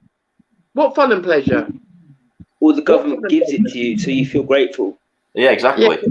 Yeah, the government has done its best to ban most pleasure. Would you agree, guys? Oh yeah, definitely. Yeah. So when they say you have to do this to have this, people will do it. Listen, I'll open the pubs tomorrow if all you get a jab. How many people will be at that fucking centre getting a jab so they can go to the pub? Most. They go to the pub and then they still say it's shit. Most of them. There's no thought process. It's just all me. I want to go to the pub, so I'm going to have that, and then I'm going to go there and go bitch and moan about it because it's shit. What? I want to tell you you're wrong. I want to tell you you've underestimated people, but I think that you're dead right. I'm sorry, everyone, but I do feel like that. People have become so self-centered or so wrapped up in their own life that they don't realize that they don't even. Okay, let's go back to when we first coexisted as humans. We didn't help each other out through altruism. We helped each other out through necessity. It was a selfish thing, but it worked for everybody involved. They haven't even got that mentality. They don't even realize that they're saving themselves by taking part in these things. Exactly. Right. If I'm on a march, a freedom march, and I'm chanting freedom, and that sort of thing, and I see somebody aside of me get violently thrown to the floor and be beaten up and arrested, but I just carry on, what is the point of me marching? Because you're not fighting for the very thing that you're talking about. You need to get stuck in, you need to pull the police officers off and give them a damn good fucking kicking. And I'm sorry if this is probably going to get you stream banned, but I'm really sorry about this. It's like, fuck these people now, they're an army. But this is why when we do these things, on the converse side of it, we don't need people being pissed up and we don't need them agitating, because to take a decision like that, we've got to be 110% in the right. And when people make it a grey area, that's the problem. This is my take on it now. This is my take on the whole shit cunt people who are out there, right? Who are trying to do it. Once the people who uphold the law become unlawless, then we don't have to respect them. We don't respect the law. They're not respecting their own laws. They're not respecting the very thing that they took up. They're breaking it from, and not just at street level, by the way. On all levels, the authorities are breaking the law constantly at the moment, whether it be to do with the internet laws or whether it be to the thuggery on the streets. They are. Yeah. You're absolutely right. I'm sure. I don't know what Vindicator used to do, but I've got a pretty damn good idea. So if someone said to him, I'm going to give you X amount of money to go and disrupt this situation, the first thing he's going to do is disrupt the law. Do you know what I mean? He's going to go in and hit them fucking hard to make sure the people will then uprise. See, look at these people smashing the law up. Oh, I'm going to fucking do it as well. And then they get out. That's why the police are the pinnacle of society. They're the pinnacle. So when they act lawless, we have to do the same. We have to counteract it. Yeah, I agree. Or we have to do something to stop them. We have to do something to stop them. Something that works. It's that simple. Because especially, I mean, they've chosen the political side. They have, which is just way beyond their mandate. They've been given powers they shouldn't have been given, and they're wielding them in a way that they weren't authorized to. I mean, I don't know. It's guilty before innocence. I have to prove I'm guilty for not wearing a mask, and then I have to try and prove my exemption. That's not how this works. I'm hitting because I'm with a group of people. What's that? Seriously, I've seen people have to try and tell a policeman why they shouldn't hit them with a truncheon. Yeah, the thing is, right, this is another thing, Tom, right? This is another thing, Tom. Right, I see people trying to reason with the police, talking to them. Stop it. They don't care. They've been programmed to do exactly what they're following orders. They've been exactly like the German army. We're just following orders. We're just following what we're being told to do. They don't care about your opinion. All they care about is... I felt that when we were at Speaker's Corner, there was more dissension than I felt with them ever before. I didn't feel like they were on the same page. They kettled us in. They knew exactly what they did. We was peaceful there. Even with all the Islamists saying all this shit, we was peaceful until the police come and kettled us in, and then it all went to a little bit shit. Right? It could have gone a lot worse. But they were all disagreeing with each other. That's the first time I've ever seen them not give that uniform. Look, I'll even give it some respect. Just do you have a united front with such? It takes some mental strength. They didn't have a united front that day. That's the first time I've seen it slip. Yeah, but you got to think about it as well. I've had the Metropolitan Police say to me that they agree with my stance against Black Lives Matter. right? But that same police officer, you probably saw him getting forced to take the knee. So that's why they're not going to be universal stance between them, because you're going to have right wing. But that's the courage again you're talking about. Yeah. You know, that courage is. This is the thing, that courage would mean more coming from within inside the police force than from without. That's the real issue here. Is that we can do something, of course we can, but it would be so much better coming from within. And you know what? Despite people's relationship with the police, if they was to see them standing up for the people, would we rally behind them? I think we would. Definitely. You know what? I'd love to see. I would love to see the thing that we saw in Italy, where the right police put down the helmets and stood with the people. Right. Yeah. That's it. Yeah, that's what I want to see one day. Me too. I would, and it's not about wanting them to take you aside in perpetuity, because that's not fair. It's about wanting them just to do their job square down the line like they're supposed to, and not exceed their mandate. All these other things. So, but you know what, right? Have an ending like that where we were standing together and they chose their side, and the side happened to be the people. Be over the moon.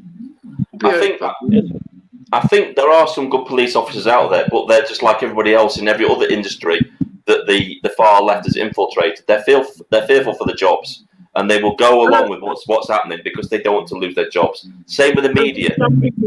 Some people are like, okay, if I throw my career away, how many cops are going to come with me? Oh, none, because they're all frightened of losing their jobs. So I'll be throwing my job away. Someone will refill it. What was the point of that?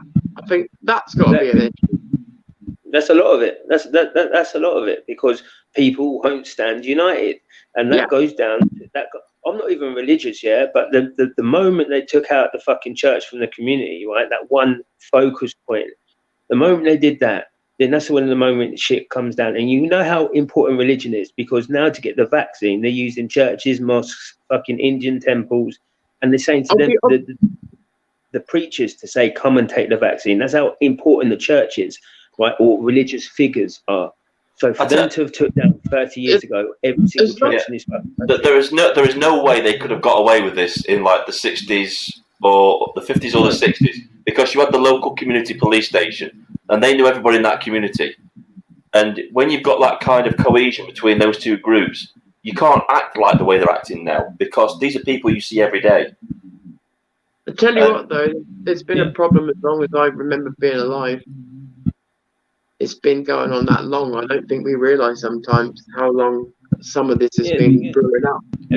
Have you seen the thing going around? It went around last year, and it's going back around again, about the ex-KGB guy, and he's saying how to change the whole system. And he says, fucking, you know, you've got to stress the people, and then I can't remember what it is. But he said all that, and that's what's happening now. And we're at the final point of what he said, that everything has happened in the past, and we're on the final point, and that's the change, right? And that change ain't fucking a good change. That's Soviet Union fucking change. It's psychological. It's the psychological warfare. It's event solution psychological warfare, where you create an event and then the solution is what you want to implement. That's the solution that you want to be the normal sort of thing, which is exactly what's happening now. They created the event, which we know what it is, and the solution is lockdown and more restrictions. That's the normal. That's what the new normal is. Yeah, I think though they didn't start out like that. I think they started out thinking, shit, China's done a biological weapon. They found out that it wasn't, and then they see everyone so scared, so they thought, hang on a minute, we can do whatever change we want now. And that's when the elitists, the globalists have all butted in and said the Great Reset. I didn't know. Okay, this has surprised me. I thought me and you had a different opinion on this. It's exactly what I think. I thought. What? I don't know what I thought. I thought you thought differently from me on this. No, I think we've got a lot in common, but I didn't know that you. All right. I've always asked people that. Do you think it's been hijacked? Do you think it was created? And I've always been on the hijacked train. I didn't realise you were. Oh yeah. I think exactly the same way. I think the reason they did this, like, that's why Boris Johnson's U-turn was so quick, is because he thought it was just like, it's just like a normal disease. And then he gets intel saying this could be a biological weapon. Immediately, U-turn, right, lockdowns. Yeah. So the question, Exactly. So the question is, And then China's phoning up saying, "Do you know what you did now? Yeah, you know that it wasn't a fucking weapon, but it was, it's a half strain or whatever. Do you know what I mean? But I will release the one. The weapon. Monday. The weapon was fear. That's the weapon they used was fear. That's what the biological weapon was. Fear itself. That's what they did. It's psychological warfare, though. But the thing is, right? So let's just look at our country again, right? So if we can agree, without saying we know, but that our government hijacked and jumped on this, then you also have to look at everything that's been done to the public as psychological warfare. Social engineering. Yeah, in an attempt to break us down and build us back up in whatever image that they see fit. But the breaking down of people being a particular thing, because look, we've talked about it before. There's people that literally can't. I've known them that can't spend a night by themselves, and then you're going to tell them they're going to spend 6 months by themselves. Or there's people that can't do that. Literally can't do that. I know people that can't. What's the word? People who can't leave a girlfriend without having one to go to. They're that insecure. But these people exist, and there's a lot of them. Tom, sorry to interrupt you, mate. There's a lot of interference on. On what, buddy? Can you hear it, Danny? I think it might be your microphone, mate. I can hear it fine. 1, 2, 3, 4. 1, 2, 3, 4. That's that. Check and see. I can hear what sounds like a microphone turning on and off, but I haven't changed anything since we sat here. Is it okay? It sounds all right to me. Yeah. We try and stick with it. If it's annoying people, let us know. I forgot where I was now. Guys, pick us up. Oh no! Question I wanted to ask you, Danny. So, I think I may have asked this before, but I might have forgotten the answer. Russia. Russia. There's probably an obvious answer to this, which I think I might know, but still worth asking the question. Russia is not one to play along, and normally when America or Britain are engaging in bullshit, it calls us on it. So why is the mask not prevalent in Russia? Why are they taking part of this? Is it because they see this going towards socialism? Is it because they see all of that? Or what I'm asking is, you would have thought Russia would have been the country without any masks on, saying this is all bullshit, but they're not. And is it because of what they see as being the end result being favourable? Yeah, because they play along because it's 3 communist states all working with each other now. We got China, we got America. I'm calling America now as a communist state because of what Biden's doing. He's saying to buy American. He's not doing that to build up the country. He's doing that because he wants to lock them in like North Korea. So he wants to just lock America down. So you got him, and then you got Russia. So Russia in the whole situation, if he plays along, they know they'll get control of Europe. And that's what Russia's always wanted, full control over Europe. So now if communism or Marxism or socialism comes through, it will always go to communism. And then as soon as it hits that, Russia's going to be the go-to people. Russia's going to have the full control.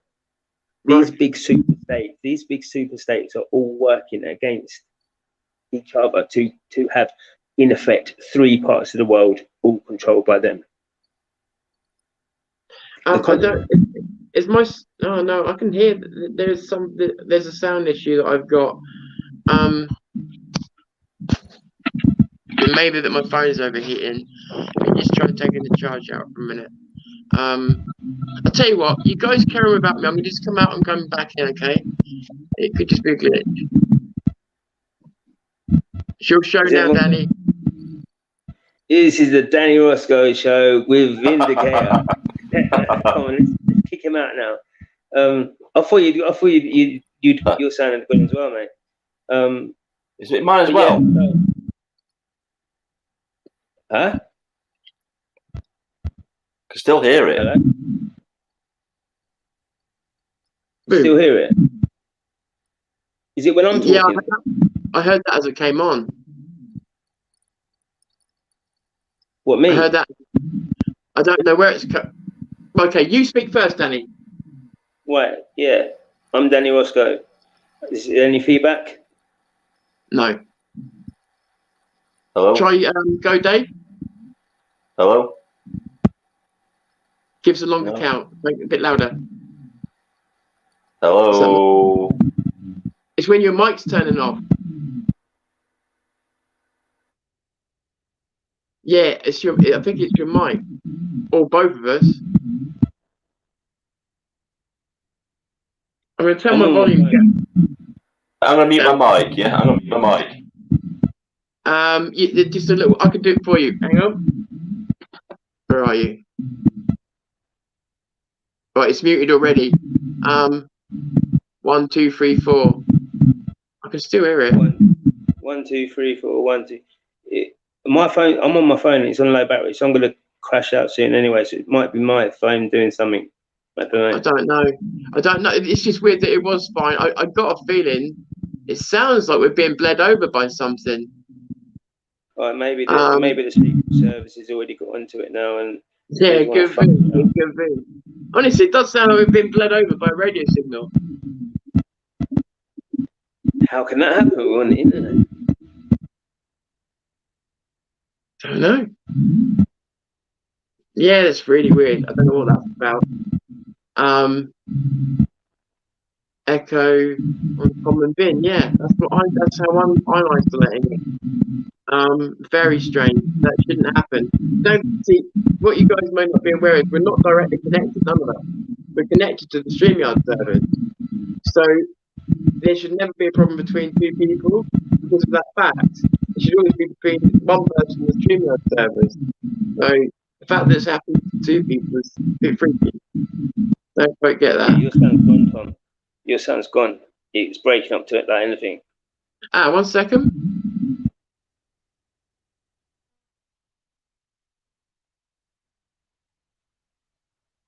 You're frozen now.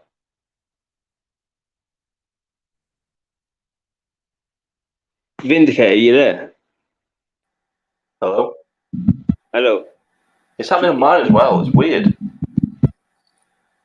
It's nothing. I'm on my phone though, so I can't really tell. But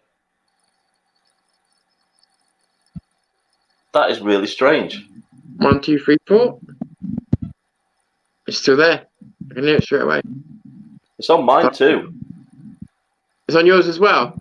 Yeah. I have you know no. what? You know, are you both on PCs? Yeah. No. Well, no. I've I'm got. on my phone. I've got. I'm not even on StreamYard. wireless.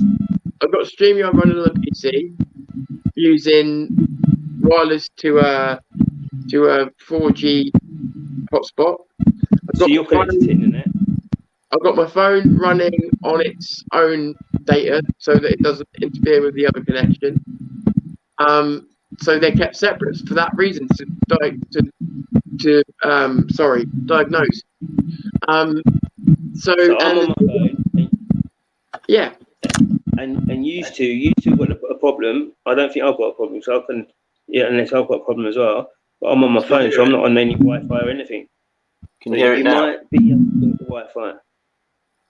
Every now it's that. Oh fuck no! Do you know? I don't. The thing is, the problem is with trying to troubleshoot this problem is the internet is in such a bad way at the moment.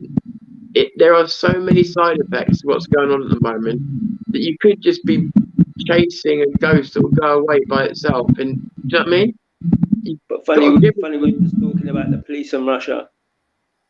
Well, yeah, that is true. That is true. Although I don't know why they would make noises on our channel, I think they would probably just record it. Or stop it. You watch. At the end of this video, it is at least 50% chance that this video will come up. You won't see that it's been demonetized, but it will be. And then it will probably put an 18 rating on it without my say so and tell you that it's dangerous. Would be my guess. So we'll see, eh? I have to watch out for that. So yeah, I mean, they're always monitoring these channels, whatever they say. We know they are.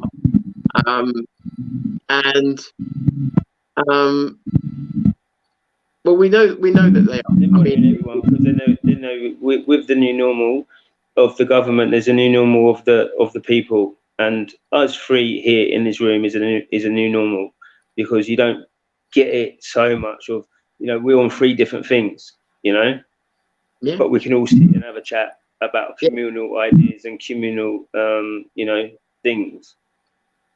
Yeah, and this is you know, especially with where that now with socialism and everything else. This you want to know who the dissenting voices are, so you know the silence. Anybody that speaks out is worth monitoring through that kind of mindset. So you know how it works, Danny. Huh? You know how it works. They take out the leaders. Yeah, of course. You know that's why we need plenty of us, because it will, again, it like in the past. If you look at, I'm sorry about this sound. I'm gonna have to put it down a minute. In the past, with history, when people have stood up, leaders have not come out of it very well. But things have changed, and they've changed because it did frighten the monarchy, or it did frighten the governments, and it has made changes in the past. It really has. They would never look like victories on the surface because, again, the leaders didn't get it very good. But to prevent it happening again, the changes were made. Guys, am I right? Yeah, 100%. And it's worth remembering. And that sacrifice, I you know, it's easy to sit here and talk, and I don't want to say too much, but that sacrifice sounds like a pretty good one. You know. Do you know what I've always said? Yeah, I've got a good life. What I'm doing now, yeah. I don't need. I'm 40 years old. I don't need to do anything. I could literally go to Spain tomorrow, right, and have a house and a good life there, right. But that's not going to help the children of England. That's not going to help the my friends on the street. That's not going to help people who I've seen. So I've got a warrior mentality. So I'm going to go to the end. I'm going to lose everything that I've got now. I guarantee you now, in 2 years' time, I will not be in the same position that I am now, but I will still be fighting because the cause is worth more. You know, Umbrella Grape Day, Haley, friend of both of us, you know, she's heard me say, I can walk away. I don't have kids.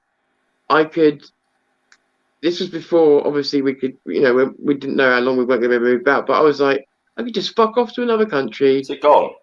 It's gone. What's gone? The sound's gone. What, mine? Yeah, it's completely gone. It's gone. I just muted mine for a moment. 1 second. Can you hear me? I think it is Danny, because when Danny left, it just went. It cut my sound out. I just muted myself for a second. Myself for a second. Yeah, just mute yourself again, Danny, a minute. It sounds to me like their servers either being hacked or going wrong.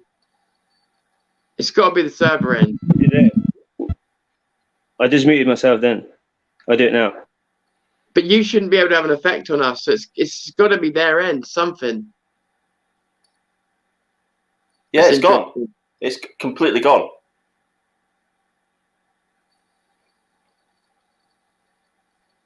That is so weird. Yeah, it's back again now. Let me mute Danny's mic and see if it does the same thing. 1, 2, 3, 4. Can you hear me? Yeah, perfectly. It's gone. It's gone again. And then 1, 2, 3, 4. Yeah, that's weird. Well, I'm on the phone. I'm not even connected to anything. That's So- strange. Hang on a minute. So let me just take this off.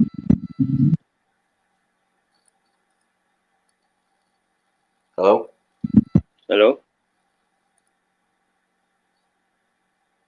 Hello? So I couldn't remember if I had the mic plugged in the computer. I was going to test that as well, but I only got the camera in. So, but no, so I'm using 2 internet connections and 2 devices. So no, and I haven't swapped mics since earlier on. So I have no idea. Guys. Anyway, we don't want to get stuck on that. But so there was something I wanted to say to you guys earlier on. 2 things. The first, I'm gonna have to hope that I remember it before the end of this. The other one is that I think Katie and Roller Great Solutions. I don't know if you know her, Vindicator, but we were talking about having 4 of us, possible another, on for a live at some point. To talk about a few things, because we're all coming at things to slightly different angles, but at the same time, we're all kind of prepared to stand up. And did you fancy getting on, guys? I don't care which channel. It's take 4 or 5 of us on. Yeah, just set it up. Yeah. You know, Cool. just set it up and Yeah, sounds Cool. work good. out. I'll have a word. We sort of briefly mentioned the other day, but I think it'd be good. And again, you know, so people understand it's not like building a team to do something. It's just that people, you know, we're going to collaborate and stuff. We're going to do. We're doing solo stuff, and we do stuff with other people completely. But I think it's good to get us all in one space, and you know, also to offer you a chance, like I say, to come up and have a chat about all this.